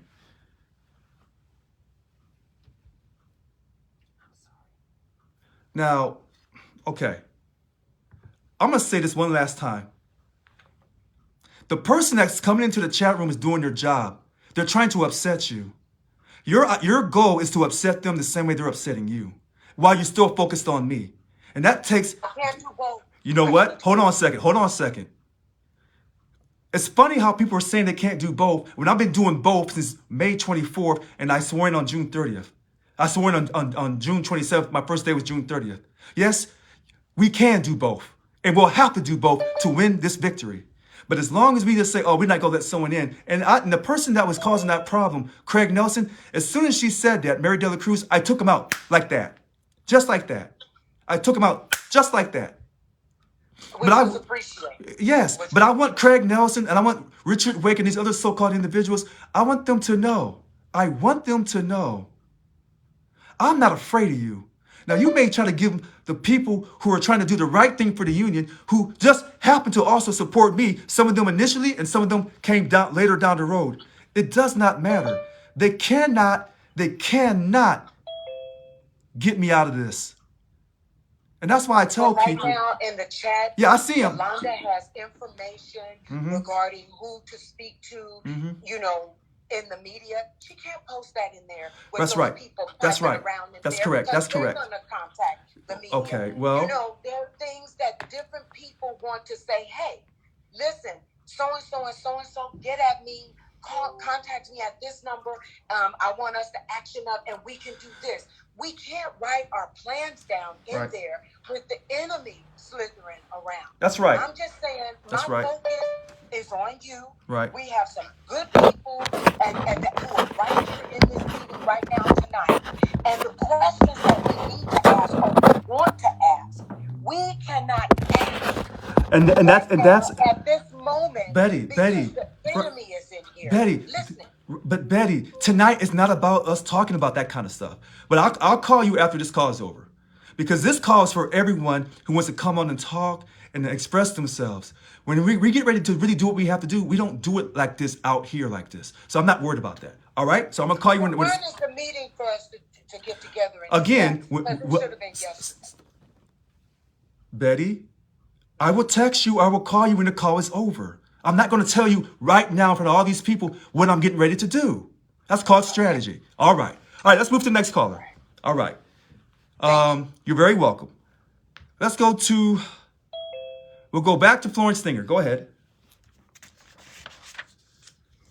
Yeah, hi, Richard. I just wanted talking about holding people accountable for their slanderous words. Last night on the call, on Annika's call, the call was recorded. And there were, so far from what I've heard tonight, about 7 lies that she said about the policy file. So she's misleading people about the policy file. So if the call is recorded and she's misquoting the policy file, can you subpoena that Zoom call?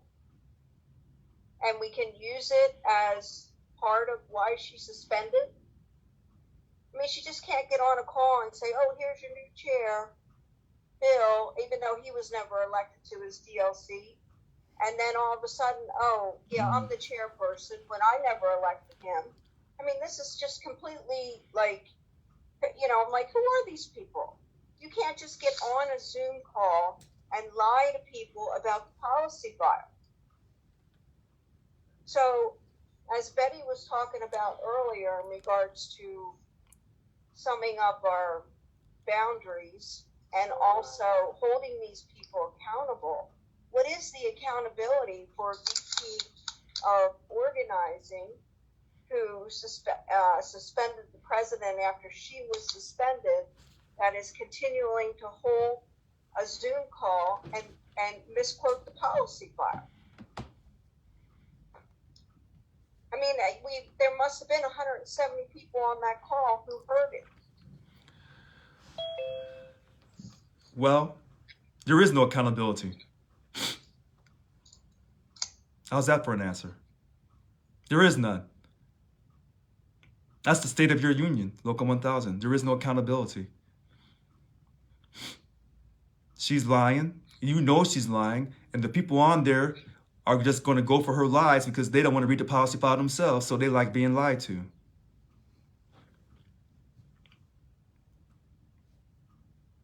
So, as part of your defense, can you utilize that Zoom call as reasons why she was suspended? She's misquoting the policy file for her own self-grandiose reasons. Well, here's what I'll say.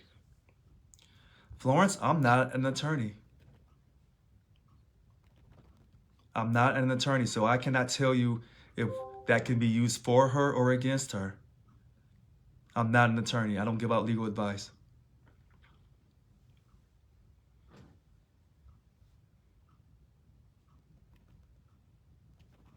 Florence?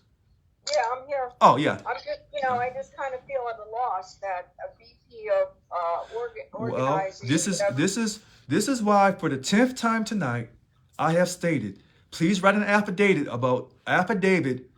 talking about these issues and why you know that there's a concerted effort to remove me from office.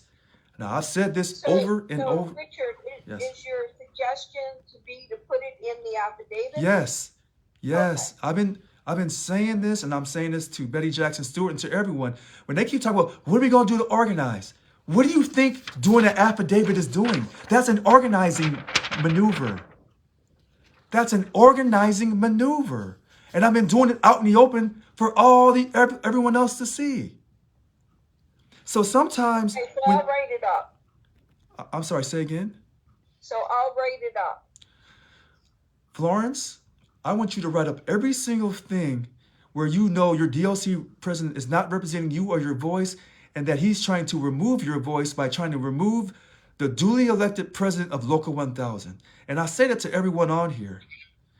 So when you talk about organizing efforts, you communicate with each other. You write things up. And when you write this up for this affidavit, you're doing this under the guise that you're telling the absolute truth. So when you do this, you cannot lie. You must be putting your faith in what is right. Because I'm going to write one on the DLC president, I'm also going to write it on what I witnessed on the call last night. And here's the great thing, and I was trying to tell this to Betty, and she's going to come back on here in a second. In these chats, when you see people acting up like this, and it could be maybe racial, maybe sexist, maybe bullying, you want them to talk like that. You know why? Because you should be copying and taking pictures for your affidavit. You're building your case, and these people are exposing themselves. And so you take all these things that Craig Nelson, Scott B. Smith, Richard Wake, Denise Quinn Allen, Monica Blancarty, Pam Castro, build them all up. And then you put them next to your affidavit. And you say, here's the proof of these people's behavior. And so when they're trying to portray your president, Richard Lewis Brown, as being angry and out of control, look at their behavior. And when they say, well, I'm not the president, you are not given a free pass. We are all leaders in Local 1000 because I am Local 1000. You are Local 1000. We are Local 1000. All right, we'll come back to Florence. All right, so I see, we haven't gone to Darren. So let's go to Darren, and then we'll jump to E.B., Mary, and then back to Betty. Oh, I'm so sorry. I must have missed Christopher. So let's go to Darren, and then we'll get to Christopher. Hi, Darren. Brown. Hi. Good evening, everybody, and good evening, my fellow SEIU 1000 members.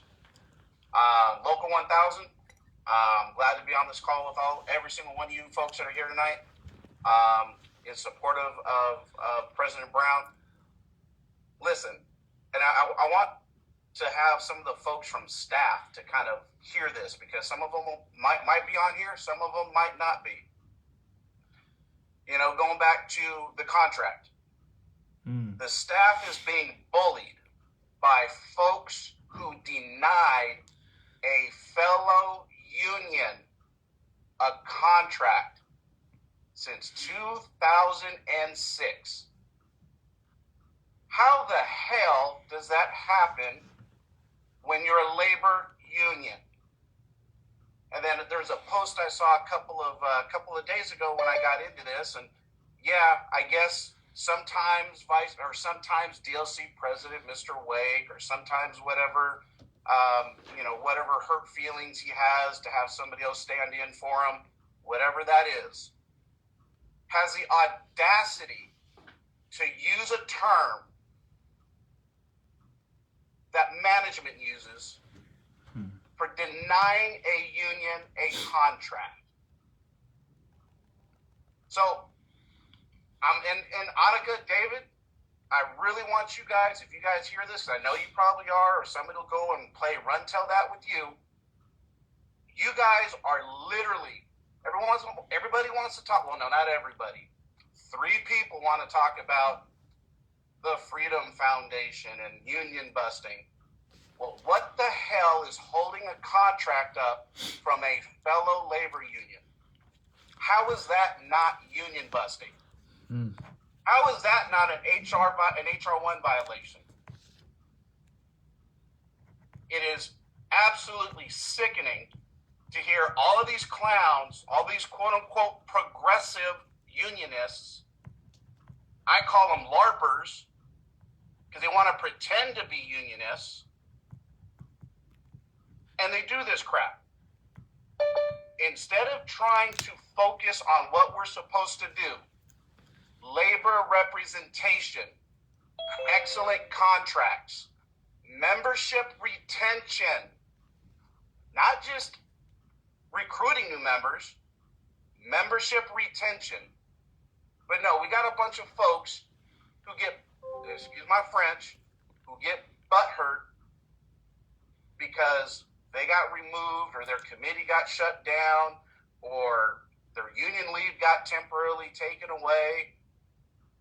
Their feelings got hurt, or in certain circumstances, their gravy train got disappeared when their president that they supported didn't get reelected.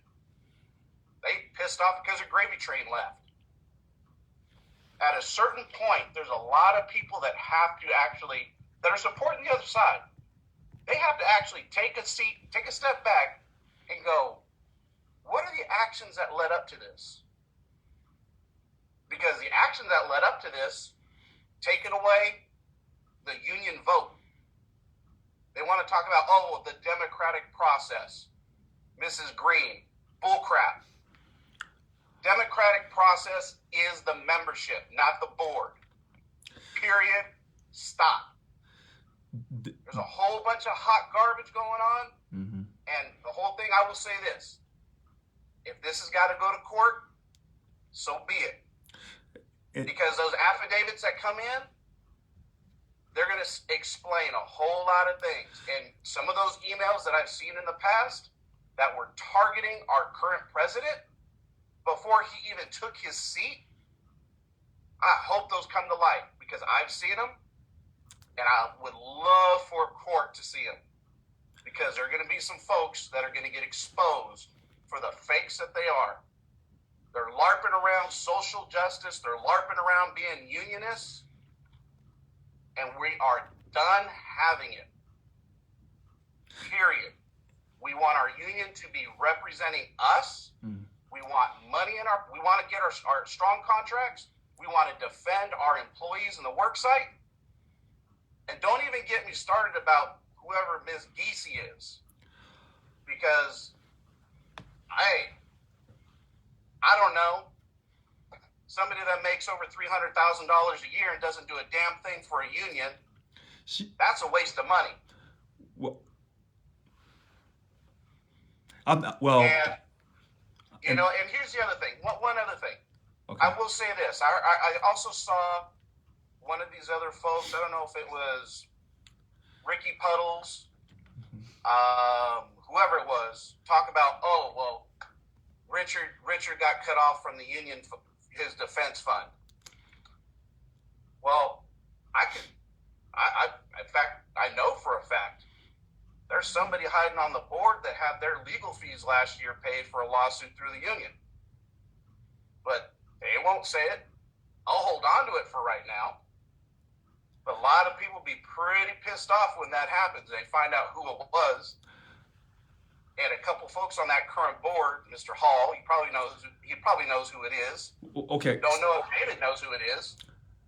Okay. You know? All right. So That's it. So, okay. Mr. President, I'm supporting you. Thank you, Darren. Wait. Right. Going. So here, we'll make this real quick, Darren. I'm not going to confirm or deny the salary of a chief counsel when they work for Local 1000. That's the first thing. Second thing, someone sent me a text. Let me acknowledge that person. We had a print shop that was let go. Back in the day called CSEA, it was a print shop. And as you know, 2011, 2015, and 2018, Local 1000 was illegally using the union bug on their printing materials for our election materials. I want to put that in there. All right. Thanks for a great call, Darren. You are absolutely right about the union busting. All right. So I want to get back to Betty, but I see Christopher.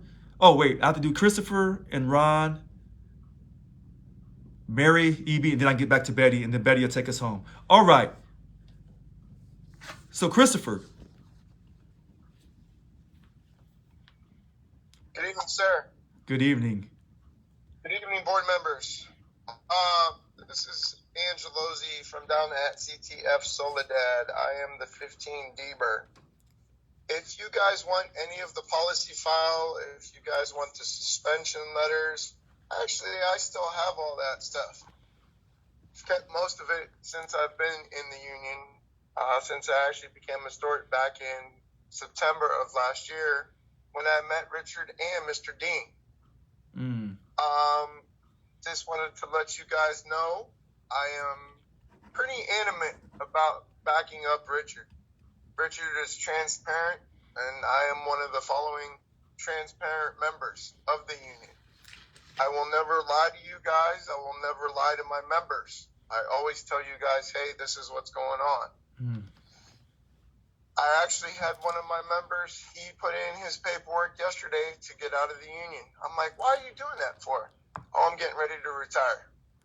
Kind of upset a little bit because we need as many people as we can to support Richard and back up Richard. And I remember earlier in the chat, it was in there, somebody was looking for the board of directors meetings. They had a board of directors meeting back in October. when we had a board of directors meeting in December. It's kind of on the side, but I pretty much was on it for both times, both days. And how Richard had said, we needed to get it out to the media. Even this weekend, the SAC-B, I think it is, sir. SAC-B is like, oh yeah, they stormed the SAC headquarters, this and that. It did not storm the SAC headquarters. They were let in. There was 5 police officers there. Police officers like, hey, this is a civil matter. But those 5 officers, they're backing us. And yeah, I know there probably are snakes in the room right now. But I'll tell you straight up right now, whatever I need to do, whatever I will do, if I have to get subpoenaed to come and defend Richard, I will do it. Will not have a problem doing it either.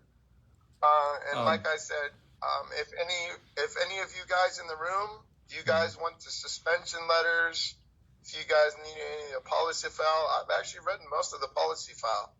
A lot of it is redacted because good old Mr. Hall, I actually put a bunch of people on blast last week. I'm like, look, you guys are forgetting the big picture here.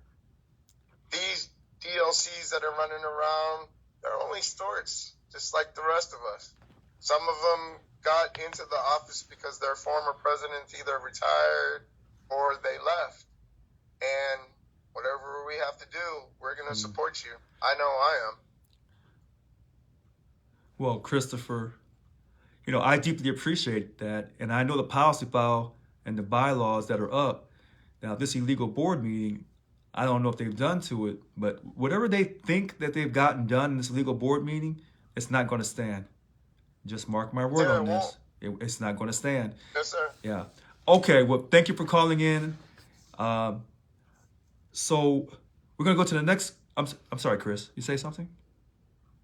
No, it's fine, sir. Oh, okay. I just wanted to say thank you. Oh, no, thank you, Chris. And you probably one day in the future will get subpoenaed. Next caller, Ron Rawson. Go ahead, sir. Good evening, Mr. President. Good evening. I am,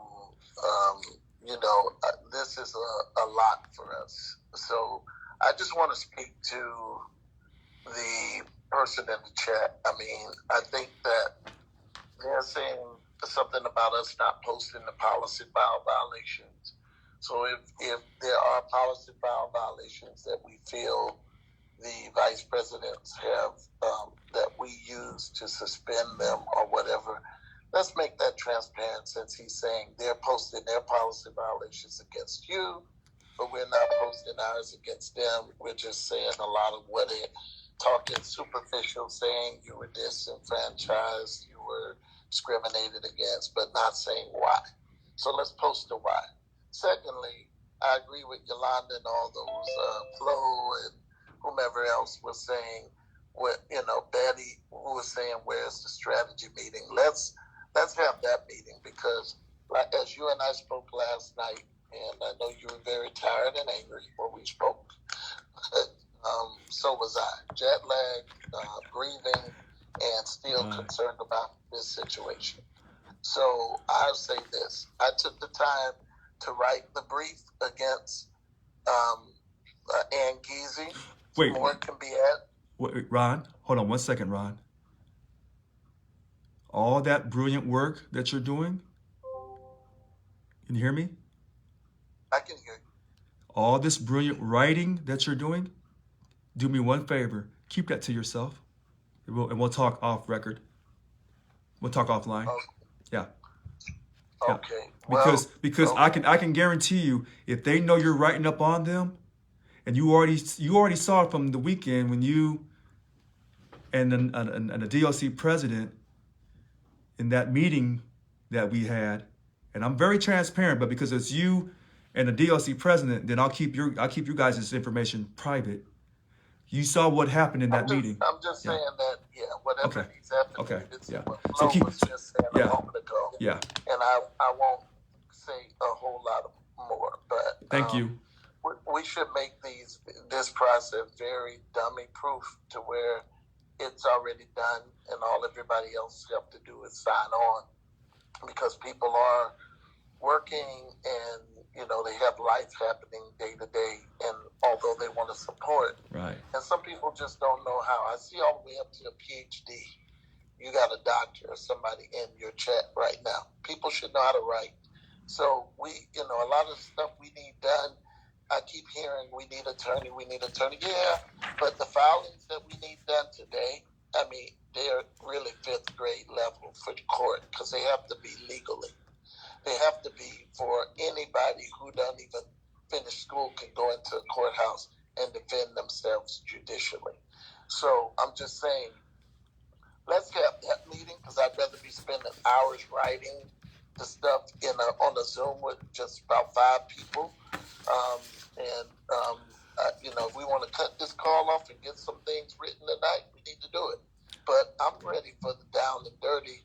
Okay. And we can't get anywhere on that. Don't invite me to more of these calls that we're just on here saying, oh, Mr. President, I feel so sorry this is happening to us. That ain't going to do nothing.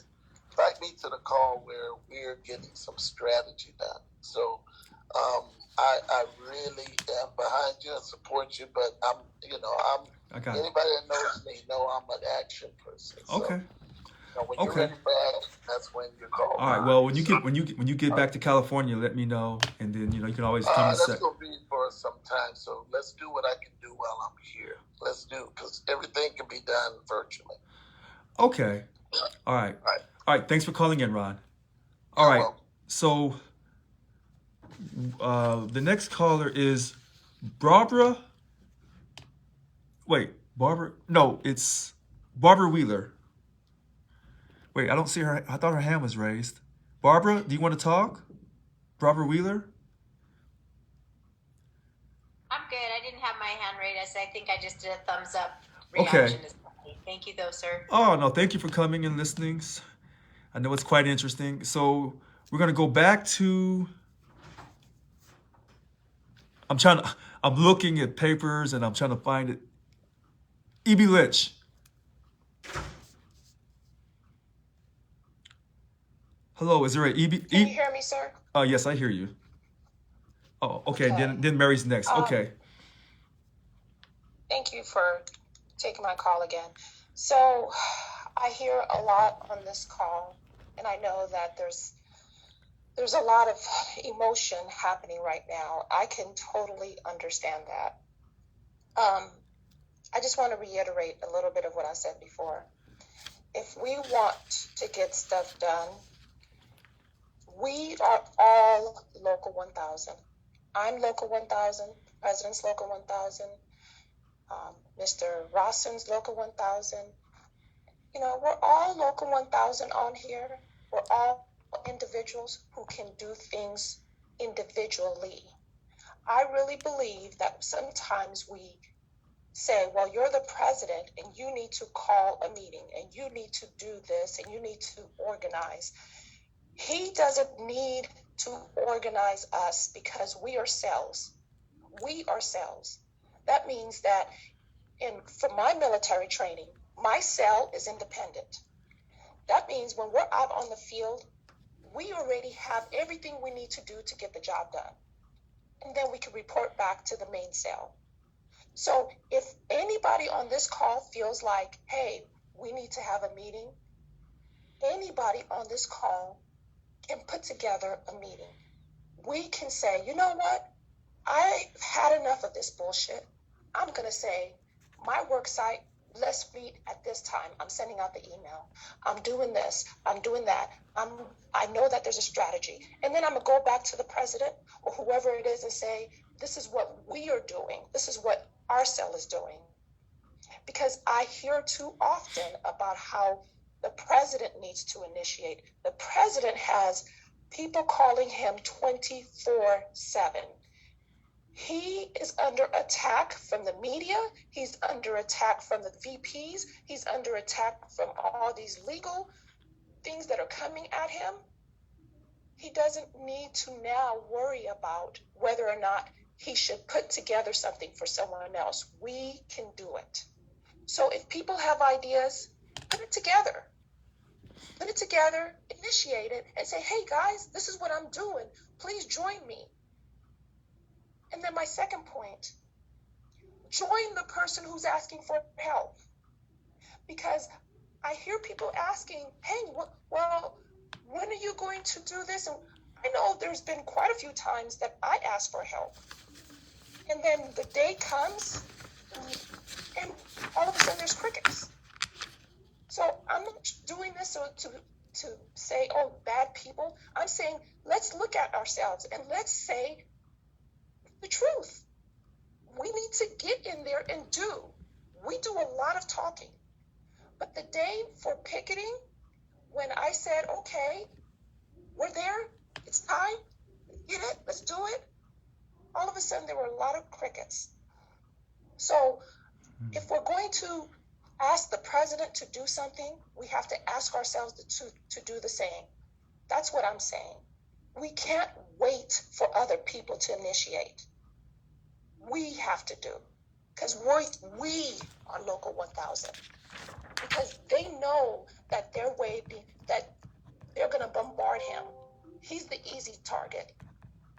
So please, you guys, let's work together and individually at the same time.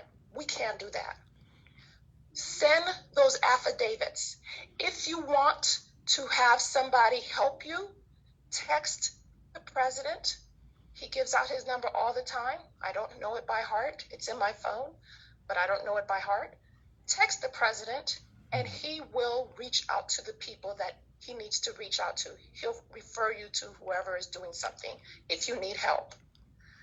We can't say a lot on this call. Strategy, strategy, strategy. There's not a lot that's going to be said on this call. But if you want that meeting to happen, ask him offline, and he will get that request to the people that are already doing things or that can help you. The biggest thing that he needs, he's asking for. He needs money because it takes money to get lawyers. He needs us to write those affidavits and get them in. Too often we say we're going to do it and we don't. Please do it. And if you have other ideas or you just want to help in some other way, text him. Thank you, Mr. President. Thank you very much, Evie. So I see Barbara Wheeler and I see DLC 792 President Jack Dean. So Barbara, is your hand raised this time? Or okay, so go ahead, Barbara. Okay, so I just I wanted to offer up. I have great writing skills. I'm not trying to brag, but I do. So if anybody needs help writing anything for the cause, feel free to contact me. You know what? Can Barbara get my number? Okay, so the president has my number, and so you got my permission to distribute my number. Okay, I thank you, Barbara. So, Ron, when I'm done, I'll share her number to you this evening. Yeah, I need all those that are ready for strategy and work to get in a group with me. Yeah, let's go. All right, so that will happen. All right, DLC 792 President Jack Dean. Go ahead, Jack.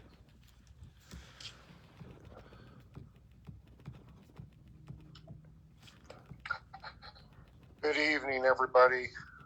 Sorry I'm getting on this call late. I had a meeting earlier. It's been a crazy day. So I don't know what all's been talked about up till now. I just got on about 10 minutes ago, but just kind of a parroting with what Evie was talking about and Ron Rawson.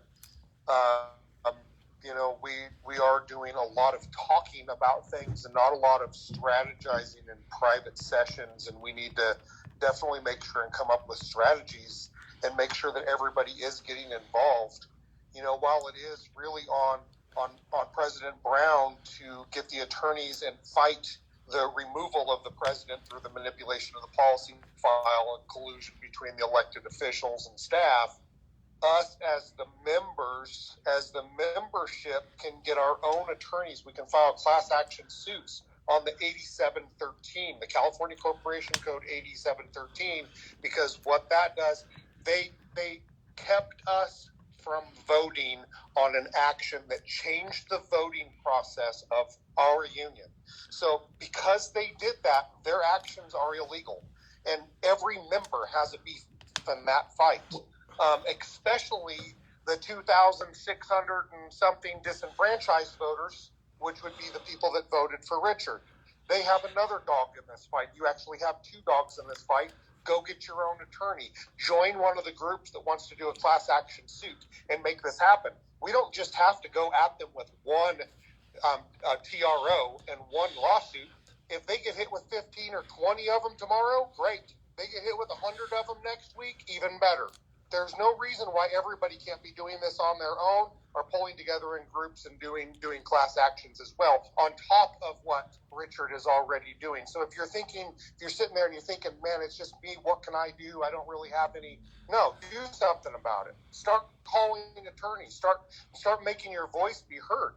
They violated, you should have had, if you're a member of this union, when they changed that policy file, you should have got to vote on that per the California Corporation Code. And you didn't get a vote on that. I know you didn't, because I didn't get a vote on it.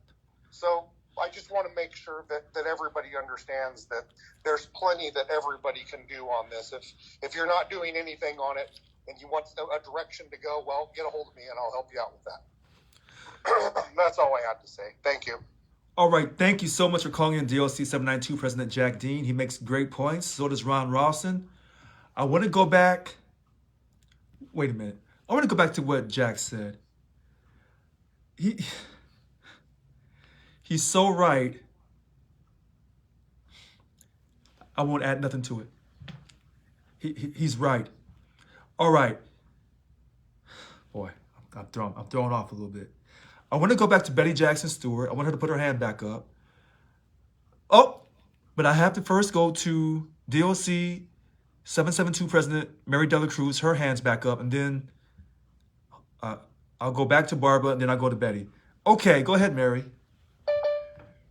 Thank you for taking my call, Richard, and just want to know I respect everybody on this call, my fellow brothers and sisters. I have a quick question. If you follow me along here on this, Richard,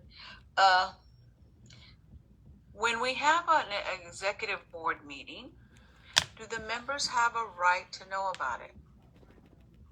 Yes. Okay. Should they have a right to know about it? Is it, and maybe not, does whoever's putting this meeting, SEIU, have to notice the members so they can attend? Yes. Okay. So they have a right, because I'm just going to flat out say, anyway, I received an email at 7:08 p.m. that says we're having an emergency special board meeting this Saturday. And so I'm thinking, whoa, wait a minute. And I'll tell you why I'm saying that. Because since since October, I have emailed multiple times Ann Geezy, our chief legal counsel, because she's hired, and correct me if I'm wrong at any time. To my knowledge, Ann Geezy is our legal counsel who is hired by SEIU to represent Local 1000. Am I correct? That is correct. I am Local 1000. We are Local 1000. She has failed to represent us, so add that on all your affidavits. My question is this, because as a board of director, I have multiple times emailed her to just tell me yes or no. Is this sanctioned? Is it legal? And she has failed to ever. So here's what I want you to do. I want a copy sent to my personal email, richard.brown7437. I already did. Okay, I want you to send it to me again, because I'm gonna restore them, because I'll check to make sure that I didn't get them the first time, and that's gonna be part of your affidavit if you choose to write an affidavit talking about the failure of her duties. Or for her, yeah, that's right. Okay. And I don't know, Richard, if anybody's aware, but we've also gone further to report her to the California Bar Association. Okay, so wait a minute. Oh, sorry. No, because I want people to be transparent. I want people to be honest. You know what? You're DLC president. Continue on. So, again, I have multiple on October for the one this last Saturday because I want to be fiducially responsible to my constituents, my members out of my DLC that I have to represent. I'm one of those odd people, odd DLC presidents that actually want to vote what my members say. Whether it's not Mary's opinion, it's my members' majority vote. That's how I want to vote, which all of us should be doing. But she has failed to respond to me, whether this is sanctioned or legal, for October, for last Saturday, and now, let me ask you a question. How much advance notice, but per policy, or maybe Bill Hall changed that one this last board meeting, do they need to notice us? Well, number one, Bill Hall hasn't changed anything. He's still a DLC president last time I checked. Okay. So that's the first thing. Second thing, they have not changed that because the meeting was illegal. So nothing they did in last Saturday's meeting is valid. It's all improper and it's out of order. That's that.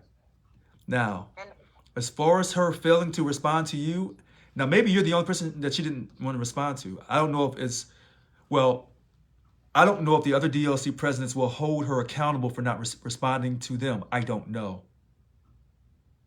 But her not responding to me? That's correct. I have a little under 3,000 members in my DLC. Okay. She failed all my members, my 3,000 members in my DLC. So, again, now here's the funny thing. I'm seeing Karen Lewis type stuff on here. And let me say this to Karen Lewis because she wants attention. And I like giving people attention. I like to share the spotlight. The DLC presidents who didn't go this weekend realized the meeting was not legal because I didn't call for it. And anybody who went to this meeting this weekend went to an illegal meeting and they do things that are not right. In this country, we have rules and regulations. We're a country of rules. The meeting was illegal. It was out of order. It was no different than last October. That's the answer. All right. I'm sorry. Did you get to your next train of thought, Mary? Yes. Okay. My next question is, I had some of my members in my DLC calling, questioning me because they were in the meeting that I didn't attend last night. But they were saying that it was stated, and those who might have attended might have heard, that Annika was talking about they're going to be reviewing the appointees for the stewards. And I've had some of them, and what I've heard, and I don't know if this is true or not, is that while you were appointing stewards to try to help represent members at different work sites who never had, some of them, thank you, first of all, because some of the stewards that were appointed, they never had a steward at their work site, and now they do, and SEIU is now represented at that work site. But the disturbing part of it is that number one, Annika had, again, been saying that, no, you're not a steward until you finish the LAPS program. That's not true. We were appointing stewards. It was up to her to get those people put through the LAPS program as quickly as possible. But when I appointed the steward, the agency was notified this person's a steward. They don't get involved in the internal politics of our union. If we tell the agency this is a steward, the agency accepts that as a fact. That's why she's not telling the truth. Okay, and my last comment is honestly, this is for Christina. I appreciate her questions that she had. What Christina may or may not be aware, I'm an HFEN, a HEFN, I'm bargaining unit 17, and right after you, Richard, the suspension, we reached out to both her and David, and I'm going to share as an HFEN. We had a special meeting with David and Annika. And we asked her very specific questions. Tell us what was done that made you go reach out to Bill Hall. And she never spoke to you, Richard. It came out of her mouth that she never had a conversation with you. So for her to say that you were ignoring her or not wanting to, because we asked her specifically, those HFDNs, we wanted to hear directly from the horse's mouth, not hearsay. Annika, talk to us, tell us. And Richard was on the call, and so was David Jimenez and a bunch of other HFENs. Because when we investigate, we want to hear directly. We don't like hearsay. And she specifically told us that she never spoke to Richard. But her and David marched along to Bill Hall to What- try to hook up with them. And Right. I heard it from my own ears, from her own mouth. Was she? And when I, go ahead. No, I'm finished. Go ahead. And when we asked David as well, I was very shocking for him because his comment is he's entitled Yeah. to do what he needs to do. And I'm like, whoa, you're entitled to represent the voice of the members. That's what you're entitled to do, not what David feels. And so I don't know, Richard. No. I just wanted that. Right. I just wanted to clarify that to Christina, Right. because we actually heard it out of Annika's mouth, who stated that. So what Annika was trying to do was bully me into doing something to change something I had already did. And I had given the directive as the president to the staff, and she didn't like it because she was manipulated. And so her and Dave were going to bully me to pull it back. And if I didn't pull it back, then they was going to try to basically say, well, we're not happy with you. So, if you don't make us happy, then we'll go to Irene and then we'll try to suspend you. And that's what they tried to do. Now, okay. Go ahead, Mary. I was going to say, and if I can say one more thing, and this is for Christina, just to let you know, because there was other meetings that I know Christina didn't have an opportunity to be at, but when specific questions from Monica were asked, and she said that she didn't like that you made a lateral decision to do that, to ask the staff to actually enforce what they should be doing for the members all along. Yeah. What was... I lost my train of thought. I'm so sorry. But again, it's very important, and it's unfortunate because some of us that had been at other meetings, to hear her specifically clarify questions for us, I just came back. So her, if you want to say the straw that broke the camel's back for her, was that you made a lateral decision, and it's kind of a form of the truth of what Christina was saying, and you made a lateral decision, and you didn't let them know. Yeah. Well, hold on really quick, because then my comeback to her was, well, hold on, he's made more than one. He made a lateral decision to give you and David a Visa card and gave you the highest amount on that card. Wait a minute. He made a lateral decision to give you guys union leave when the current policy only said you get 1 week. But you know what? He put you on special projects to accommodate. Didn't have a problem with that lateral decision. So, again, for me, tell me what he did. That because you hadn't talked to him, and she brought up, because someone in the chat had, there's legality cases. That was brought up, and we asked her specifically, well, tell us, because I can sue Barbara Wheeler. I can go now and file a suit against Jack Dean. That doesn't make it truthful. I just filed a suit. So tell us, what is it that was in those? Well, I don't know, because I haven't looked at them yet. We don't know, but then we were told. That was Annika's response to us, and out of her own mouth, and we're like, okay. That says a lot. So what we're going to do is this. We're going to go to Barbara Wheeler. We're going to end with Betty Jackson Stewart. Thank you. Oh, you're very welcome, President De La Cruz. Listen, a lot of people and I see people putting on comments like, well, this is just talk. We don't want to hear all this. What they don't want to hear is the truth. And sometimes you have to speak the truth. And so when people say, well, what are you doing to protect your position, Richard? I am doing a lot of things. Just because I don't tell you on Facebook doesn't mean I'm just sitting here not doing anything. All right, let's go to Barbara Wheeler, and then we'll end it with Betty Jackson Stewart. Go ahead, Barbara. Thank you. So Jack mentioned that we could all file, or get attorneys and file. So some of us, like myself, we have the legal service. We are part of that legal service that we can purchase monthly through the state. So my question is, I need to get together with Jack so I specifically know what to ask for when I contact that legal service that I pay for every month to see if I can arrange something. So I'm probably not the only one that has that legal service. So maybe Jack could reach out and just let us know if that's something that, since we're already paying for it, something that we could use for this particular clause. All right, that sounds good. All right, so Betty Jackson Stewart, take us home. Hello again, members. Home is where we're going. Hopefully we can sleep tonight. I just want to say, I don't want to talk about what is wrong. I just want us to move forward with what is right for us what right looks like for us. And Richard, I need you to know that you are for us the epitome of our freedom. This is the only time in this union situation where my vote really counted. And the ability to vote is freedom for Americans.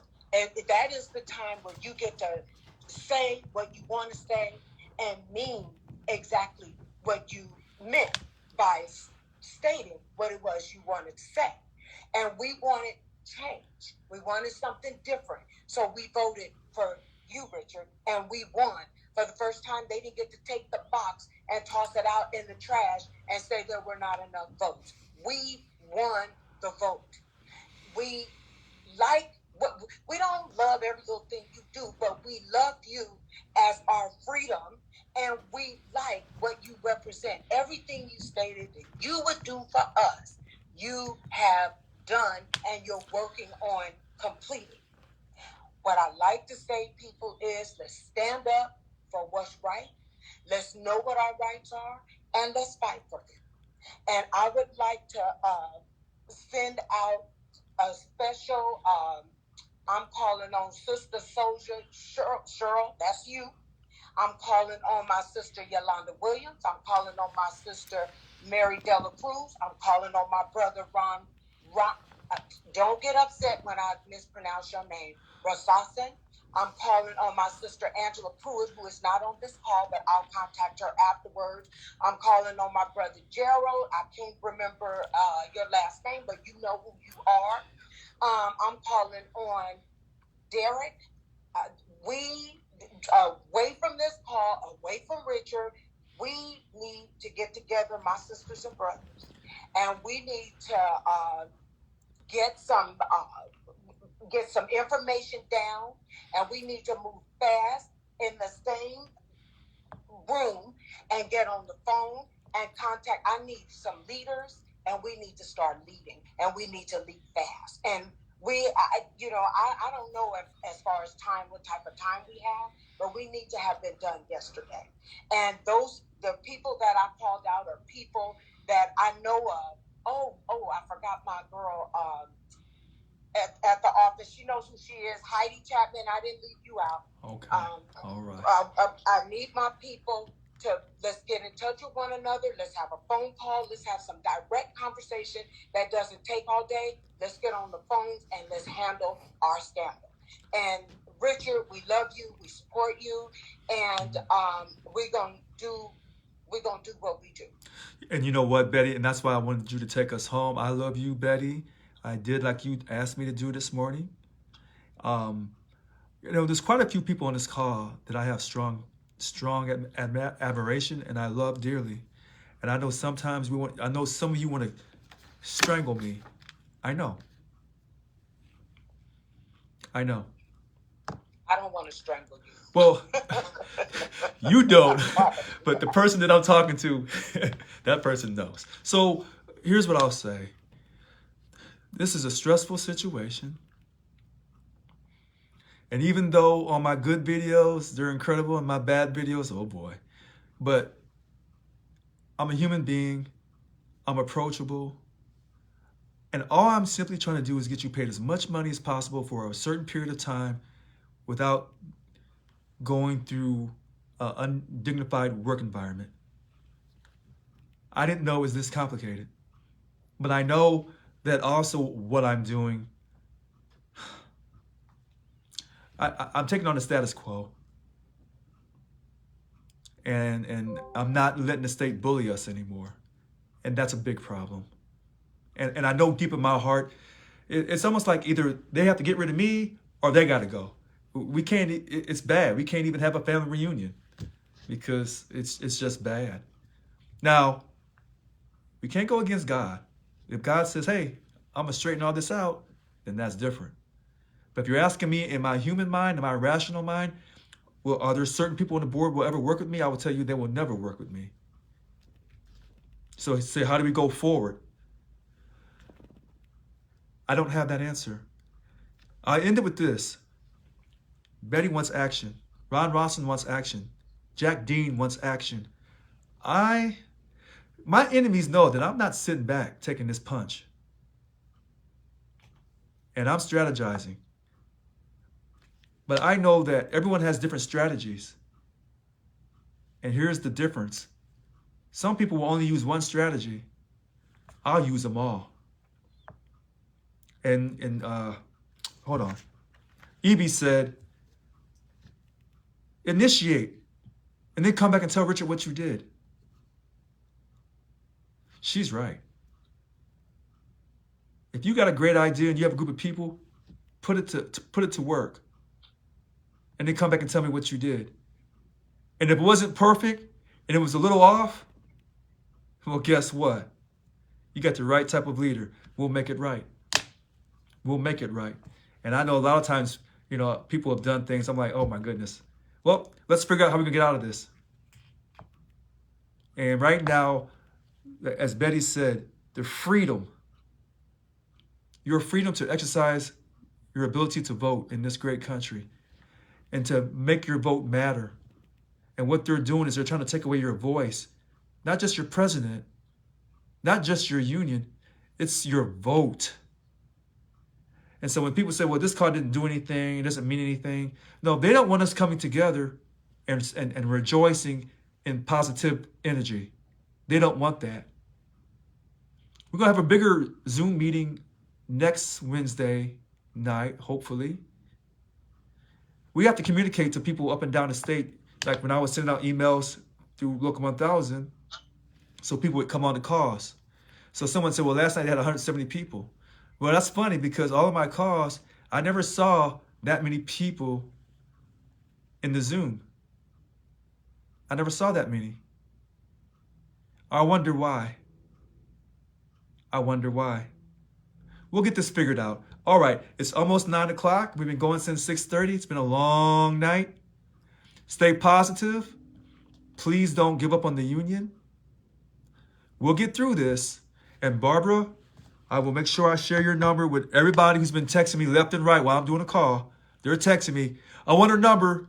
And some people want Jack's number too. I'll get it done.